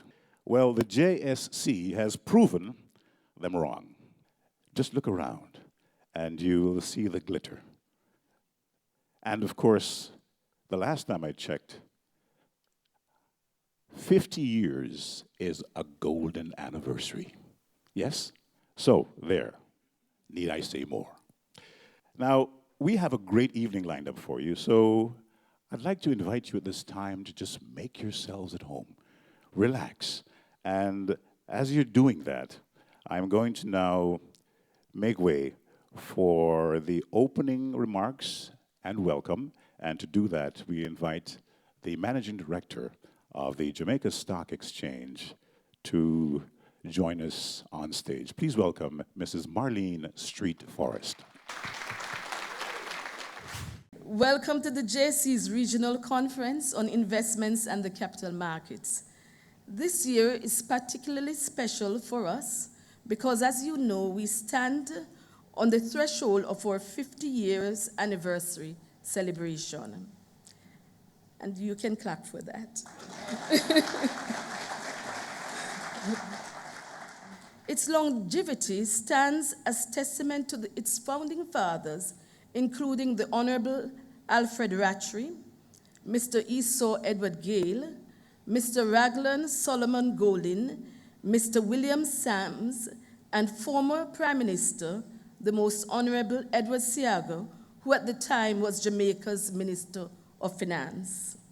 We are pleased and honored to once again host this premier regional investment event in collaboration with our international and local lead sponsors, Jefferies, NCB Group, along with other sponsors, all of whom have continued to consistently support us. Every year when we call on them, they say yes, because it's a good conference.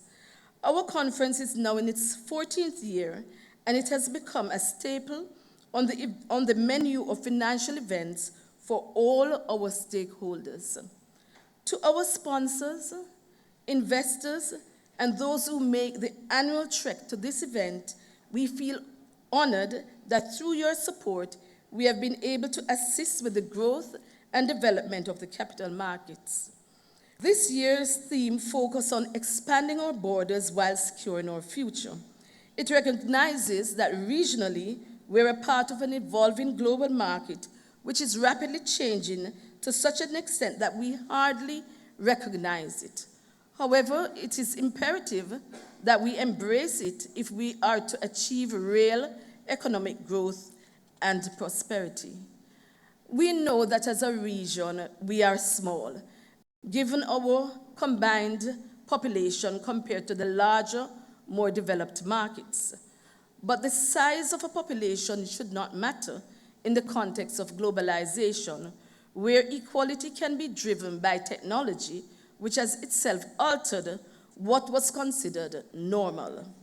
A normal where capital flows to market considered to be developed. But now with technology, normal can mean that capital flows to our markets.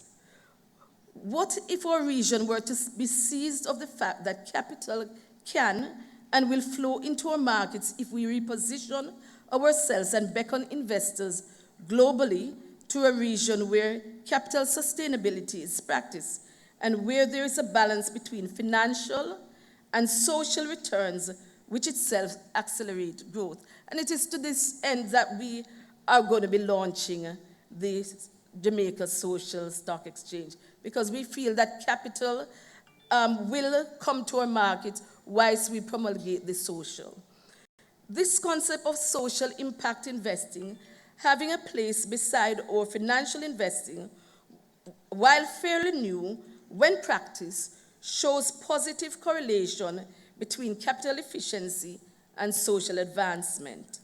Social inequality matters economically, as countries with greater levels of inequality are more economically fragile.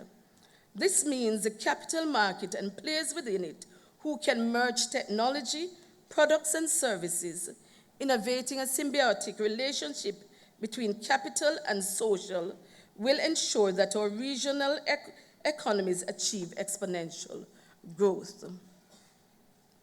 It is within this context that the Jamaica Stock Exchange will launch the Jamaica Social Stock Exchange this evening, as we believe that we must play a role in this value chain. Further, as a member of the UN Sustainable Stock Exchanges, we are charged with a mission to assist in achieving the UN Sustainable Development Goals. This social stock exchange intends to link social and financial capital by facilitating a platform and an inclusive framework for social returns through donations and social and financial returns through social impact investing. Again, welcome and enjoy the rest of the evening's proceedings.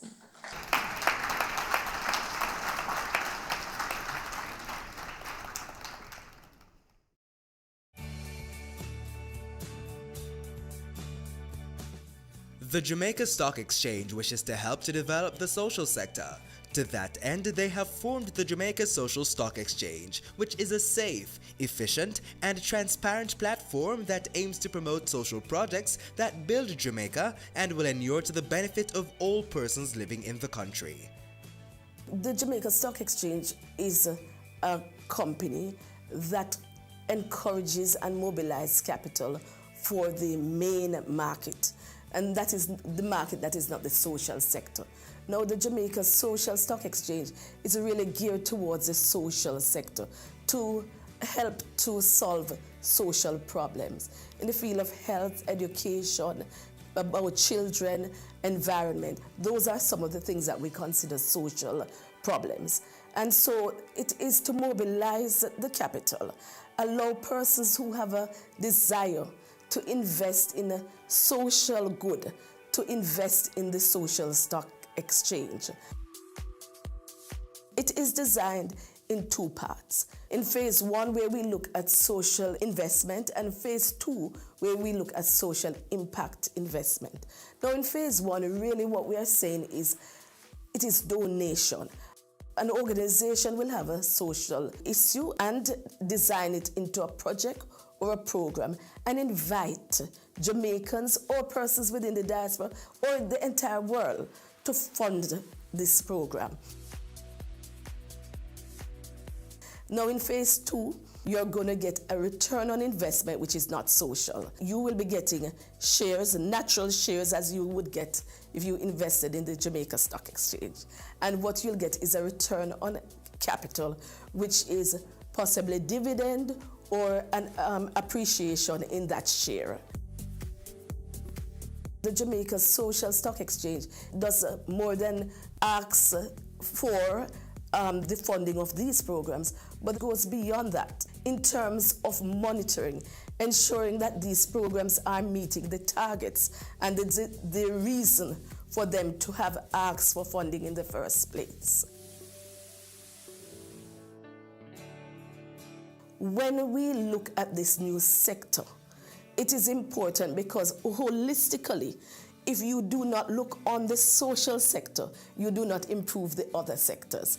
We want to encourage all businesses in Jamaica to have a corporate social responsibility because it is good for encouraging and the growth and development of businesses.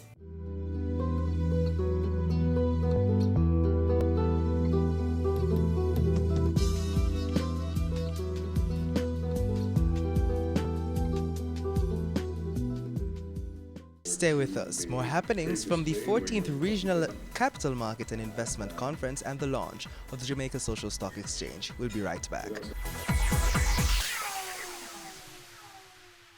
Ready for cable for as little as $100? Ready for no monthly cable bill? Ready for 10 TV channels absolutely free? Then pick up our Ready TV box at authorized stores for $4,500. Hook it up to your TV set, then top it up with Ready Credit for 1, 7, or 30 days. Buy now and get $1,000 free Ready Credit and start watching your favorite shows. Pick it up, hook it up, top it up. Ready TV, prepaid cable TV when you're ready. Now serving Kingston and St. Catherine. Limited time offer while stocks last. Conditions apply. Welcome back. If you're just joining us, you're tuned into BATV's coverage of the 14th Regional Investment and Capital Market Conference and the launch of the Jamaica Social Stock Exchange. Let's head to the stage where we'll have the chairman's address. Effective diversification follows a key principle that risk is inversely related to the number of differentiated types of assets that make up the product. To really have a well-diversified product means to add strength or a backbone to the product by giving it sufficient variety and optimal mix which can withstand the conditions posed by those risks we can and those we cannot control. A good way to look at your product, and by extension your organization, is to see it as a sum of parts. Is each component so unique that it achieves a different purpose, or are all components doing the same thing? Your product becomes a solution once you have achieved the sum of all parts. But at the heart of diversification, too, is financial inclusion. Making financial products and services and information available to all individuals, irrespective of their net worth, has to guide the way we craft our products and services. FinTech has quickly become an integral tool in facilitating financial inclusion, especially among today's customers who want high quality, low cost, and convenient alternatives, and whose lives are centered on technology. The growth we need to achieve within the region will not come by offering financial opportunities only to the wealthy. Economic growth is fueled when everyone has a chance to participate. When carefully diversifying a product, service, or portfolio, the word risk is unavoidably present. While risk means different things to different people, the common question, whether you are the financial service provider choosing assets to create a product or the consumer of the product, should always be, is it really worth the effort? We ask this question because in search of growth, there is always a temptation to search for growth. Because in search of growth, there is always a temptation to reach for the alternative with the highest returns, even when we know better. Bigger is better, we are sometimes told. However, real growth always carries a large element of sustainability and longevity that most times will not be achieved by chasing only supernormal returns. And we can all recall the Ponzi schemes, but I leave that for another session. Effective diversification of product offerings or revenue streams is therefore the only way to ensure sustainable, prosperity. Whether in the household, the firm, or the economy. Economic conditions are favorable. Interest rates are at all-time lows. Technology and the access to it has seen exponential growth. There is no better time than the present to reimagine the way we see growth or reshape our thinking to capabilities on these advancements, to capitalize on these advancements. The financial services industry in Jamaica has come a long way, and I must use this opportunity to commend industry players who have taken the strategic decision to become disruptors in the industry. You have all done very well in achieving a good balance between technology and the needs of today's customers. And many of you have realized the shift from brick and mortar services requires alternatives that are client-focused and relatable. The disruptive way of thinking needs to live in our DNA while we search for sustainable growth, as it opens up significant opportunities to reach new customers and expand the potential of all stakeholders. We do not have to look very far to see a shining example of product and service diversification than the Jamaica Stock Exchange. A few years ago, and few enough for me to remember at this age, the stock exchange was almost solely dependent on market activity revenue. A significant step was made in making decisions to diversify their financial service offerings, and the Jamaica Stock Exchange Group today is the largest offering of trust services in the country. It is a significant improvement, and apart from being number one for equity transaction, the stock exchange has transformed itself into an extremely profitable company through this diversification.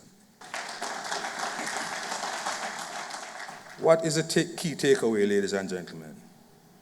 Globally, financial markets continue to undergo significant change on a daily basis. The improvements in and growing access to technology continues to make investing today significantly different from what it was even a year ago, and the region is no exception. Additionally, developing countries such as Jamaica and others within the region have become more attractive investment targets as they keep up with this growing pace. It now seems the norm for Jamaica's investing environment to make the international news, with our stock market beating returns everywhere else in the world, and more recently, the Bank of Jamaica's BFIT inflation target campaign. This confidence can help serve as a significant push in expanding our reach around the world. With this change comes a greater need for diversification, which will encourage the creative thinking and innovation needed to spur growth. Your business matters. Business Access TV offers you the most innovative and effective advertising solution for your business, specializing in B2B sales, cost-effective solutions, the customers you want, the repetition you need. No matter the size and nature of your company, your business matters. Call us at 876-618-2870 or email us at sales@batvja.com.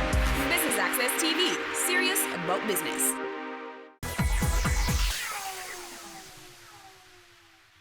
Welcome back to the 14th Regional Investment and Capital Markets Conference and the launch of the Jamaica Social Stock Exchange. Let's head back to the stage. It's a pleasure to be here in the capacities of CEO of NCB Capital Markets and President of the Local Securities Lobby Group, the Jamaica Securities Dealers Association, JSDA. NCB Capital Markets is proud for a third consecutive year to be the lead local sponsor of the annual JC Conference. The conference is a staple in the capital markets calendar, not just locally, but regionally. And our continued association with this event tangibly demonstrates our commitment to the growth of the regional markets.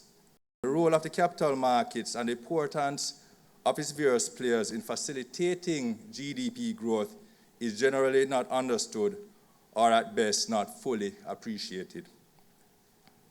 The starting point for any business enterprise is capital, or risk capital for emphasis. For a developing country, access to bank financing is relatively good, but to access it, you need risk capital, a type of funding that falls outside the mandate of a commercial bank. Capital in the form of equity or some form of subordinated debt is a key ingredient in credit expansion. As such, the capital markets provides a bridge for those that are in need and those that have risk capital to invest. The capital market also provides infrastructure development capital that has strong socio-economic benefits through construction of roads, water and sewer systems, housing, energy, telecommunications, public transport, etc. Moreover, the capital markets promotes private-public sector partnerships to encourage participation of the private sector in productive investments. The need to shift economic development from the public to the private sector to enhance economic productivity has become inevitable as regional governments continue to be financially constrained. In Jamaica, the size of the non-banking financial system, which are active participants in the capital markets, stood at approximately 1.7 trillion Jamaican dollars, exceeding that of the banking system. Therefore, if you agree with the points made earlier, then the data suggests that the opportunity for capital markets-driven growth is tremendous, especially at a time when the government is net repayer of debt. Ladies and gentlemen, if we are to achieve the elusive 4 to 5% GDP growth, a well-functioning capital markets is necessary. I must take this opportunity to commend the government on the work it has done during the last calendar year in facilitating the deepening of the capital markets. As a regulator, the interactions with the Financial Services Commission, FSC, continues to improve. In addition, directionally, we have seen a greater openness on the part of the central bank as it relates to the importance of the capital markets. I must commend the Minister of Finance, the Honorable Nigel Clarke, for his leadership in the whole process. Last year, the government retained the services of Jamaican-born David Marston, who is a former senior advisor, deputy director, and chief risk officer of the International Monetary Fund, IMF. His mandate is to work along with the central bank and various authorities in recommending changes to the regulatory framework that will allow for the deepening of the capital markets in an effort to accelerate economic expansion. I find Mr. Marston's approach to be consultative and practical in nature and look forward to the implementation of a number of initiatives discussed. Areas such as allowable assets for institutional investors, the liquidity and price discovery mechanisms for sovereign and corporate debt, initiatives to encourage more public debt listings, and the creation of a ratings culture are critical as we aim to deepen the markets. We also commend the administration on the initiative to strengthen the institutional framework of the Bank of Jamaica via an amendment to the BOJ Act. The GSDA's primary ask in this regard is that there is representation from the non-bank financial sector in any body responsible for developing and implementing policies impacting the financial system. While we believe that directionally we are on a good path, some constraints exist that we must address if we are to fully benefit from the work being done. And I'll speak to two, and I'm glad that the Prime Minister is here. The first one has to do with the limitation placed on fund managers and securities dealers in acquiring foreign currency denominated debt securities issued by local companies, as well as a restriction on the same local companies and securities dealers to issue foreign currency debt securities. This goes counter to the notion of having a liberalized foreign currency market and is anti-competitive. We understand the concern regarding the potential impact of the capital markets on the foreign currency market. However, I want to make a few points. Given Jamaica's experience with foreign currency movement over the decades, making a significant dent on the level of dollarization in the financial system may very well take a generation. As such, for the foreseeable future, there will always be a pool of existing USD liquidity for corporates to tap into without investors having to convert from local currency to hard currency. There are companies that are natural borrowers of USD, such as BPOs and hotels, to name a few. And this is supported by banking data that shows 26% of loans are hard currency denominated. And if you were to look into the corporate space, that percentage is much higher. There are instances where a bank loan may not be the best fit. As such, these companies must tap into the capital markets. The problem occurs, however, when these companies are forced to borrow in local currency, then convert to US dollars instead of tapping into the existing pool of hard currency liquidity. This essentially creates currency pressures, the same pressure or the same problem that the authorities are trying to avoid. Secondly, given the improved outlook for the economy and the attention that Jamaica has been received internationally, it is very likely that sizable foreign currency denominated capital market transactions will attract international investors, bringing in more hard currency into the country. Thirdly, high net worth individuals that really want hard currency exposure will just simply move their funds overseas if there's a scarcity of quality local USD assets to invest in, creating a bigger problem, that of capital flight. We understand that the capital markets could cause occasional volatility in the foreign currency market. We, however, believe that the concern is overstated and that the residual risk is manageable. Our recommendation is to set a discrete time frame for relaxation of these restrictions. An appropriate time frame will allow stakeholders to plan to mitigate any resulting risk while fully capitalizing on the opportunities that will arise. The second matter that I want to discuss is that of tax inequality. As it is, regulated financial entities, with the exception of life insurance companies, are subject to a corporate income tax rate of 33 1/3%, compared to other companies taxed at 25%. Additionally, there is a tax on assets of 0.25%, which for income tax purposes is not a tax-deductible expense. As a matter of fact, a few years ago, when this tax rate was increased, some of our members had an effective tax rate of 60%. The inequality in the taxation, with asset tax in particular, came about at a time when the government of Jamaica embarked on programs to improve its fiscal situation. While the securities industry strongly opposed this implementation, one could see the government's reason for targeting the financial sector, given its transparent governance framework and the high compliance rate for the sector. Fast forward 6 years, the GOJ's fiscal situation has improved, and now the country has moved from a fiscal deficit of 3.9% of GDP to a surplus of 0.1%, and from a debt to GDP of 132.5% to close to 100% of GDP. As an industry, we are proud to have played our part, as painful as it may have been. However, now that the country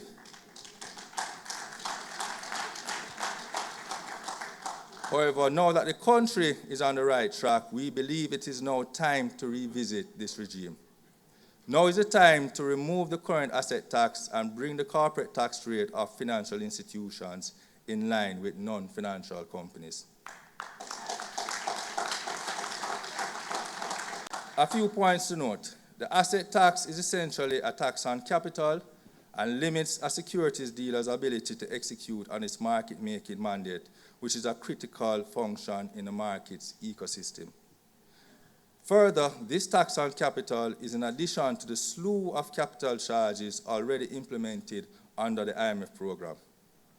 Secondly, there is no other country in our region with this level of tax differentiation.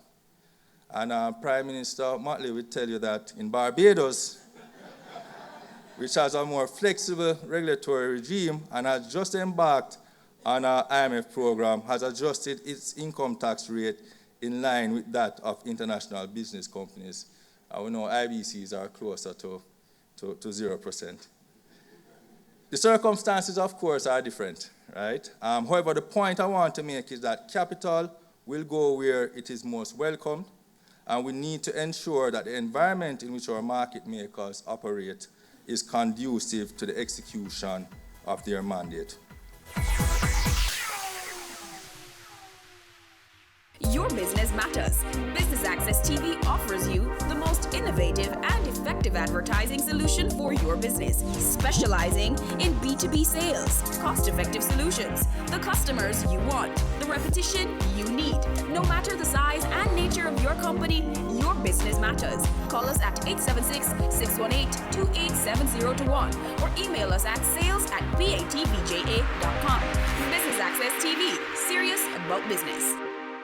It's season 12, and Wealth Magazine Business Access is here to keep you business savvy. With an impressive mix of some of Jamaica's most inspiring business moguls, we continue to keep Jamaica informed, empowered, and ready to dominate. Tune in Sundays at 5 p.m. only on BATV. You're watching Business Access. Business Access. Business Access. Business Access TV. Serious about business.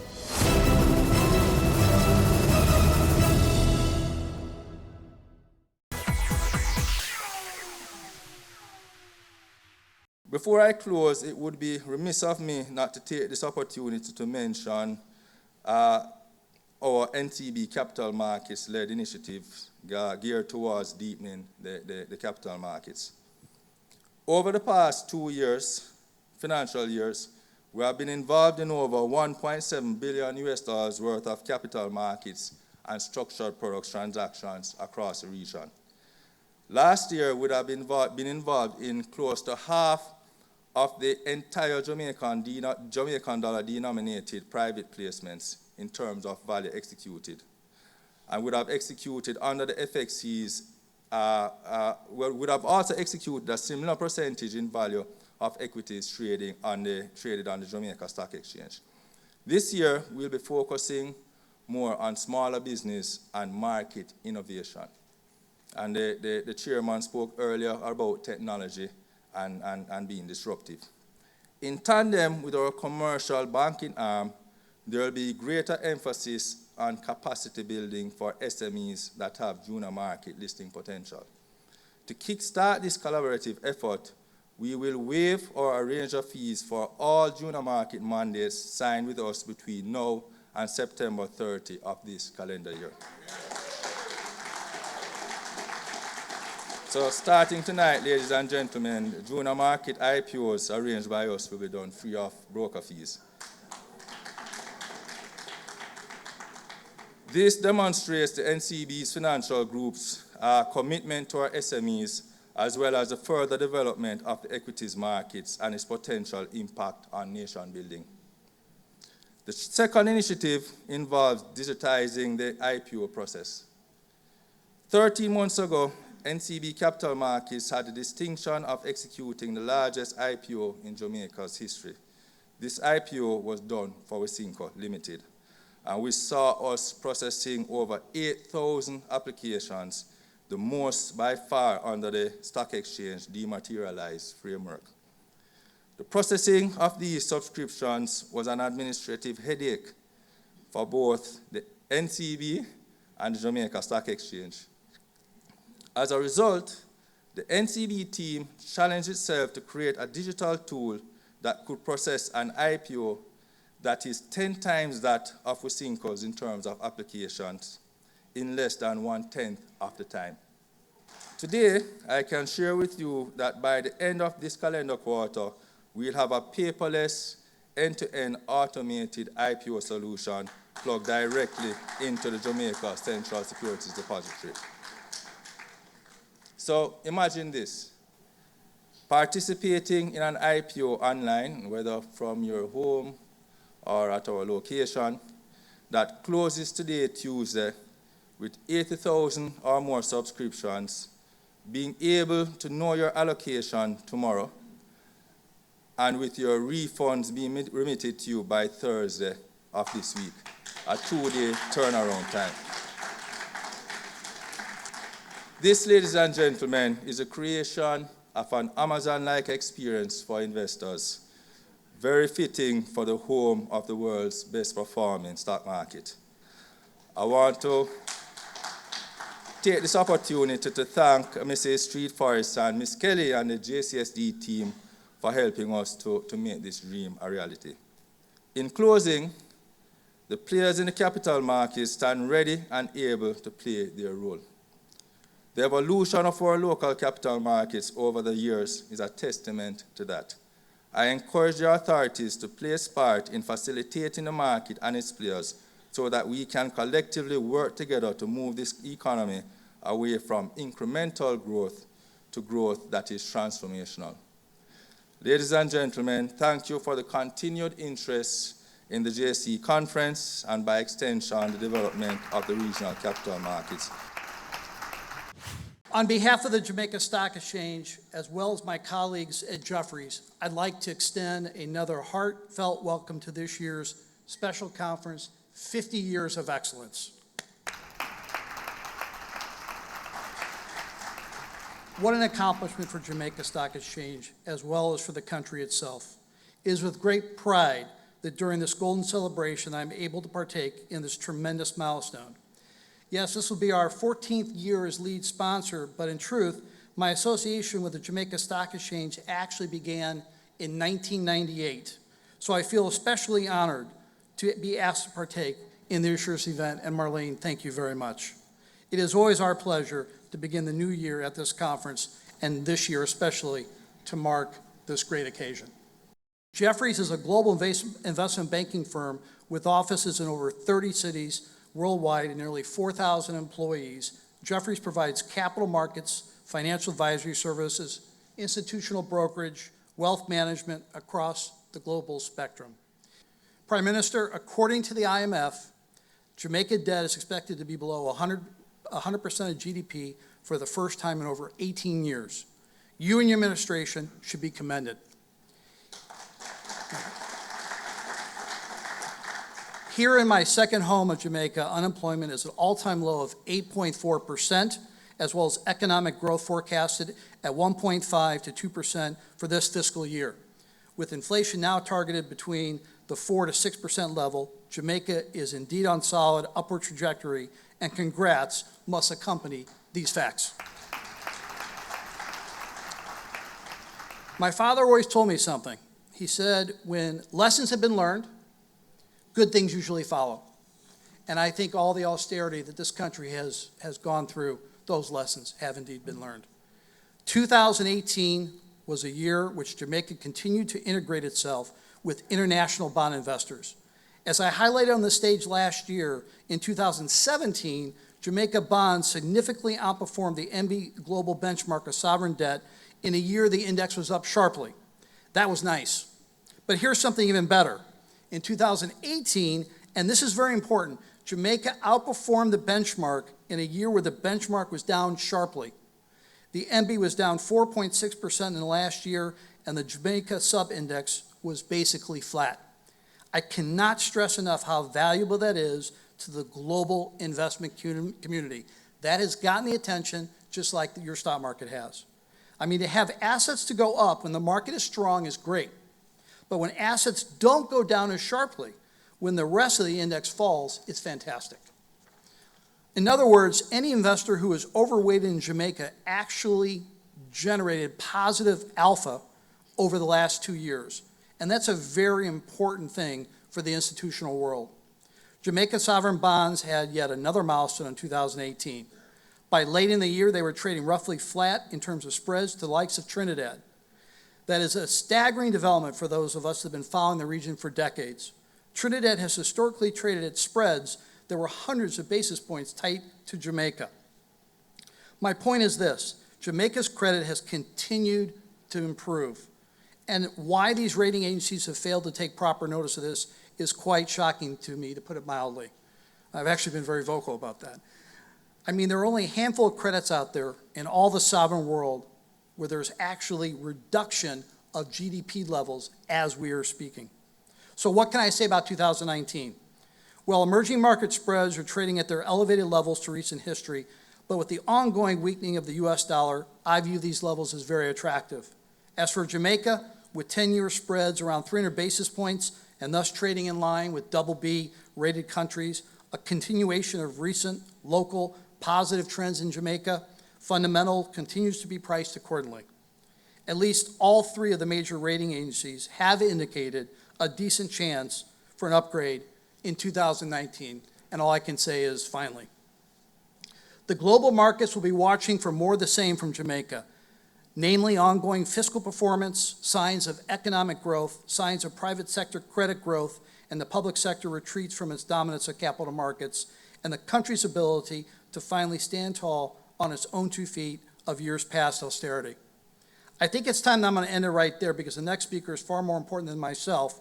I want to thank again Marlene and the entire Jamaica Stock Exchange crew for letting Jeffrey share in his 50th year celebration. I look forward to seeing all of you over the next few days of the conference. And Marlene, I only hope that you ask me back for next year, but not with more money like you keep doing. Thank you very much. Please stay with us. When we come back, we'll have the keynote address here at the 14th Regional Investment and Capital Markets Conference and the launch of the Jamaica Social Stock Exchange. Have you seen it? It's BATV Live. Live streams of business news weekdays at 7:30 p.m. Stay on point Thursdays at 8 p.m. with our Business Current Affairs show and Weekend Business Report Saturdays at 7:30 p.m. wherever you are. Log on to our Facebook page at Business Access TV or visit our website at batvja.com. Live and at your fingertips. Business Access TV, serious about business. Business current affairs you can relate to. Frank, credible discussion. On point, dissecting the issues. Offering solutions to Jamaica's challenges. On point, Thursdays at 8 p.m. on Business Access TV.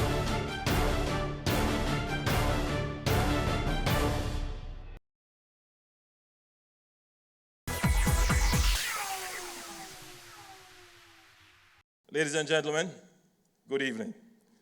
And, I am no stranger to this conference. I've done this maybe 6 times, 3 times as Prime Minister.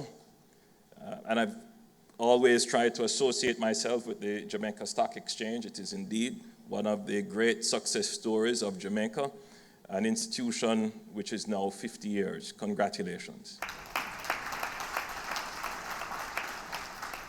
The theme is one that I'm particularly interested in. When I read it first, I thought you were talking about national security, expanding our borders and securing our future. But the focus obviously is on transforming the regional economies, achieving robust economic growth. And I see why you have invited Prime Minister Motley, because she has to go through that very difficult task of transforming a regional economy. Jamaica is still going through that task. I hear the conversation shifting as if we have or we are coming out of that very difficult period. Let me hastily remind everyone, Jamaica is still in a very precarious position. We have done very well, but we are not out of the woods. The theme is also important because CARICOM, our regional body, has had new life. I did my part, my chairmanship has ended, and Mia has come in with a burst of energy, and we have managed to do more than we have done in the last decade, in the last 2 years. Great changes have happened in CARICOM. The JSC continues to be one of the best performing exchanges in the world. This performance reflects the buoyancy and growing confidence in the Jamaican economy. The Jamaica Stock Exchange continues to send the signal that our investment community has the appetite, but more importantly, it has the cash to invest. So I'm particularly happy when Jamaica is recognized for its business enterprise, its stock market, its central bank. That kind of publicity is absolutely important, and not just portraying our country as a vacation destination, but also a place where serious business is taking place. News about our performance, it's not just superficial. Profound changes are happening in our economy. We have robust NIR, the highest has been in decades. We have low inflation rate. Now, I should point out that 2015 and 2018 were not the only times that the Jamaica Stock Exchange was #1 in the world. We were #1 in the world in the 1990s, somewhere about 1993. Don't quote me on that, but somewhere thereabouts. And of course, that was just before an incredible period of hyperinflation in our economy. So we were the fastest growing stock market in that period of time, but not with the same economic conditions as we have now. Now we have genuinely strong economic conditions, such as I had mentioned before, robust net international reserves. But we have low inflation rates, exceptionally low inflation rates compared to the rest of the region, to the point where our target is 4 to 6%. And of course, you would have heard that we've missed the target. We got somewhere in about 2.4%. And the population is puzzled. Why is that a matter of concern? We should be celebrating that we have exceptionally low inflation. That's my view as well. But the economists will tell you that that is also a signal about aggregate demand and growth, the potential for growth in the economy. And so good economic management calls for the targeting of the inflation that you would like to achieve relative to the growth that you would like to achieve. We have a flexible exchange rate, genuinely classified, flexible exchange rate. Many persons are nervous about flexible exchange rates, but it's best for the economy. The rates are going up, they come down, they go up, they come down. That is just how a normally functioning market works. But what I really like is our public debt is consistently trending downwards. Gregory mentioned that we will be below 100% debt to GDP ratio by March when we announce the budget this year. You know, for those of you who may have forgotten, we are coming from the perilous levels of 141% of GDP, when the country was literally on the brink of bankruptcy, to know where we are. Of course, you know, I take no special credit. It is all of our sacrifice that have achieved this. And I would be giving myself a round of applause, giving yourselves a round of applause. We have interest rates, policy rates, which are extremely low, historic lows actually, and probably will get lower. So now is the time to make investments. But we also have record levels of high employment. I mean, the highest employment ever in the history of the employment statistic in Jamaica. And you would have heard the good news recently announced of further increases in employment, particularly as it relates to female unemployment. So generally, the country is doing well. There's no question about the economic performance of the country. To the point where we can hear special requests being made regarding changing the structure of taxes. And again, Stephen, I hear you. my view is that with all this success, we should be very cautious.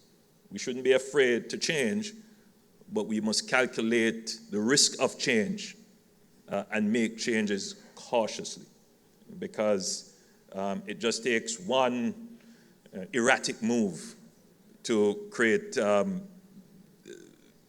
disruption in the negative sense of the term, because disruption is now a good word in thinking. So, Stephen, I hear you very, very well, and I listen to you very keenly. And it is a call that is being made generally. And there is, in my opinion, great merit to the call, because that could spur the economy even more. But we're here talking about the Jamaica Stock Exchange. And we're here talking about how well we have done, particularly at the macro level. But in the back of your minds, I'm sure you're wondering, then why is it that we're still not cracking that 2% ceiling for growth? What are the issues that are really holding us back? My thesis on it is that we need to do much more work at the microeconomic level. We've done well at the macroeconomic level, but we now need to pay attention to the level of operations such that we pay attention to the operations of the firm and the regulatory environment in which the firm operates and the distortions that sends the wrong signals to the firms. So government policy has to evolve to have greater emphasis on things like public sector reform, which we have talked about for a long time. It's very difficult to do. It's a political minefield, but it has to be done. We have to talk about things like improving the approval process and the general business processes of government. Business process re-engineering for government is absolutely important in order to create that regulatory environment in which firms can have regulatory certainty and can make decisions, not just basing decisions on the interest rates, inflation rate, etc. But what are the regulators going to do? How quickly can we get through the dense bureaucracy of government? And then we have to pay attention to how do we integrate technology into our operations, particularly within government operations, to support the activities of the firm. But another strategy at the microeconomic level, which we have to pay close attention to, and which government has, is how do we create an ownership economy? That's one. But more so, how do we get the full utilization of all the assets of government? The government has a tremendous amount of assets. A large percentage of them, the value is not realized. The value is just sitting down there, not realized. And you see them. We have land not being used. We have factories and buildings not being used. But we have value in companies that the public isn't seeing the value in them. Because in the mind of the public, these companies can't be traded.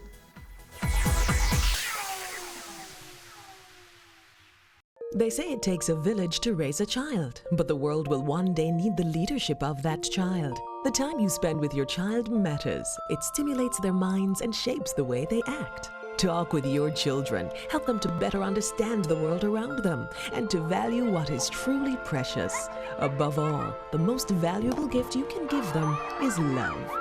Play, talk, teach, love.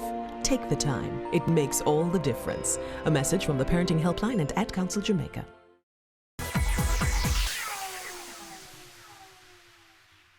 The Jamaica Stock Exchange is about to launch its social enterprise listings.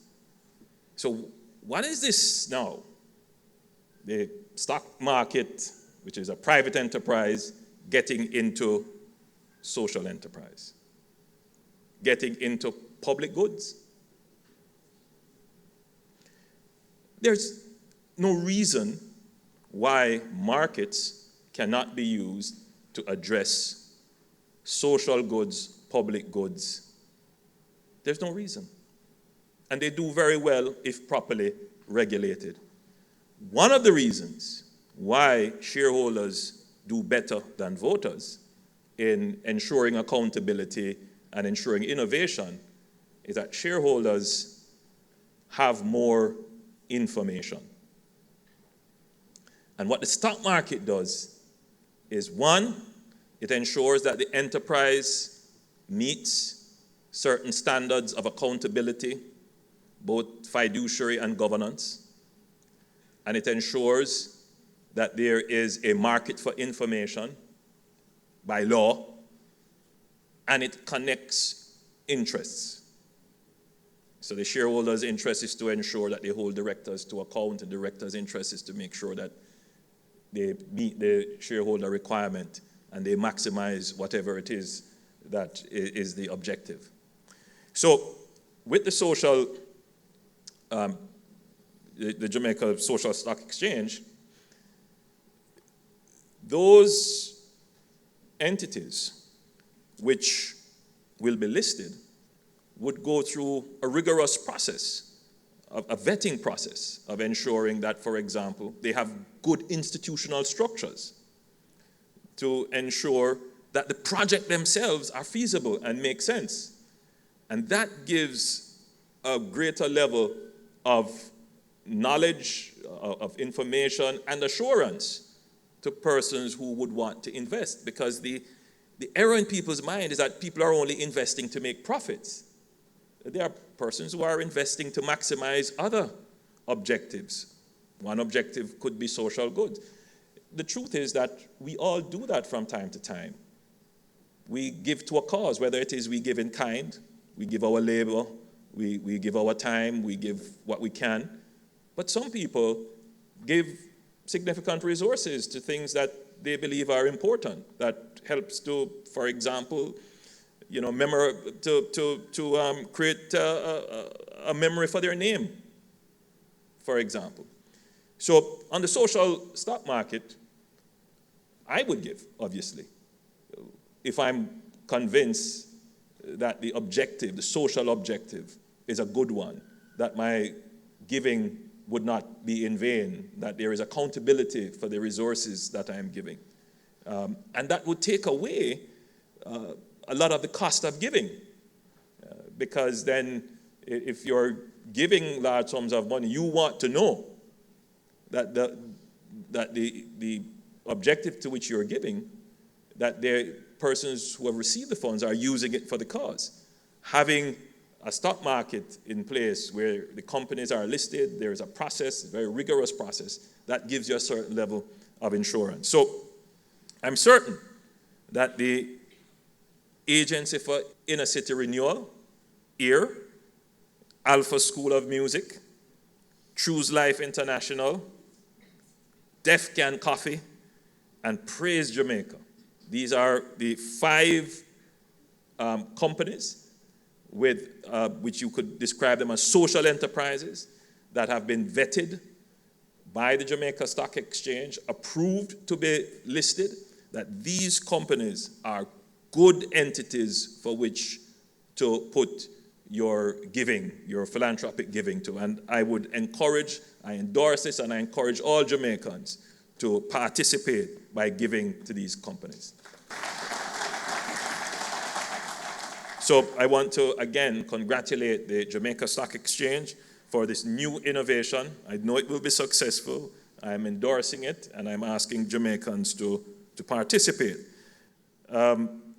So it gives me great honor, in closing my presentation, to ask the representatives of these companies. The representatives are here, yes? Please, if you would join me on stage. Marlene.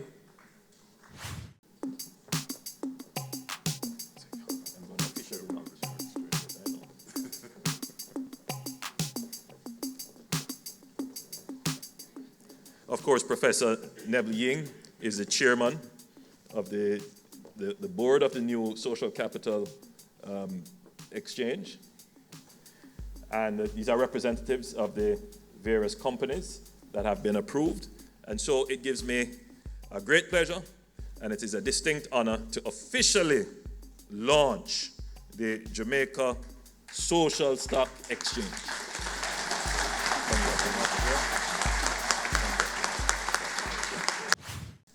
So, ladies and gentlemen, in closing, I want to thank you for being a very good audience, and again, congratulations to the Jamaica Stock Exchange.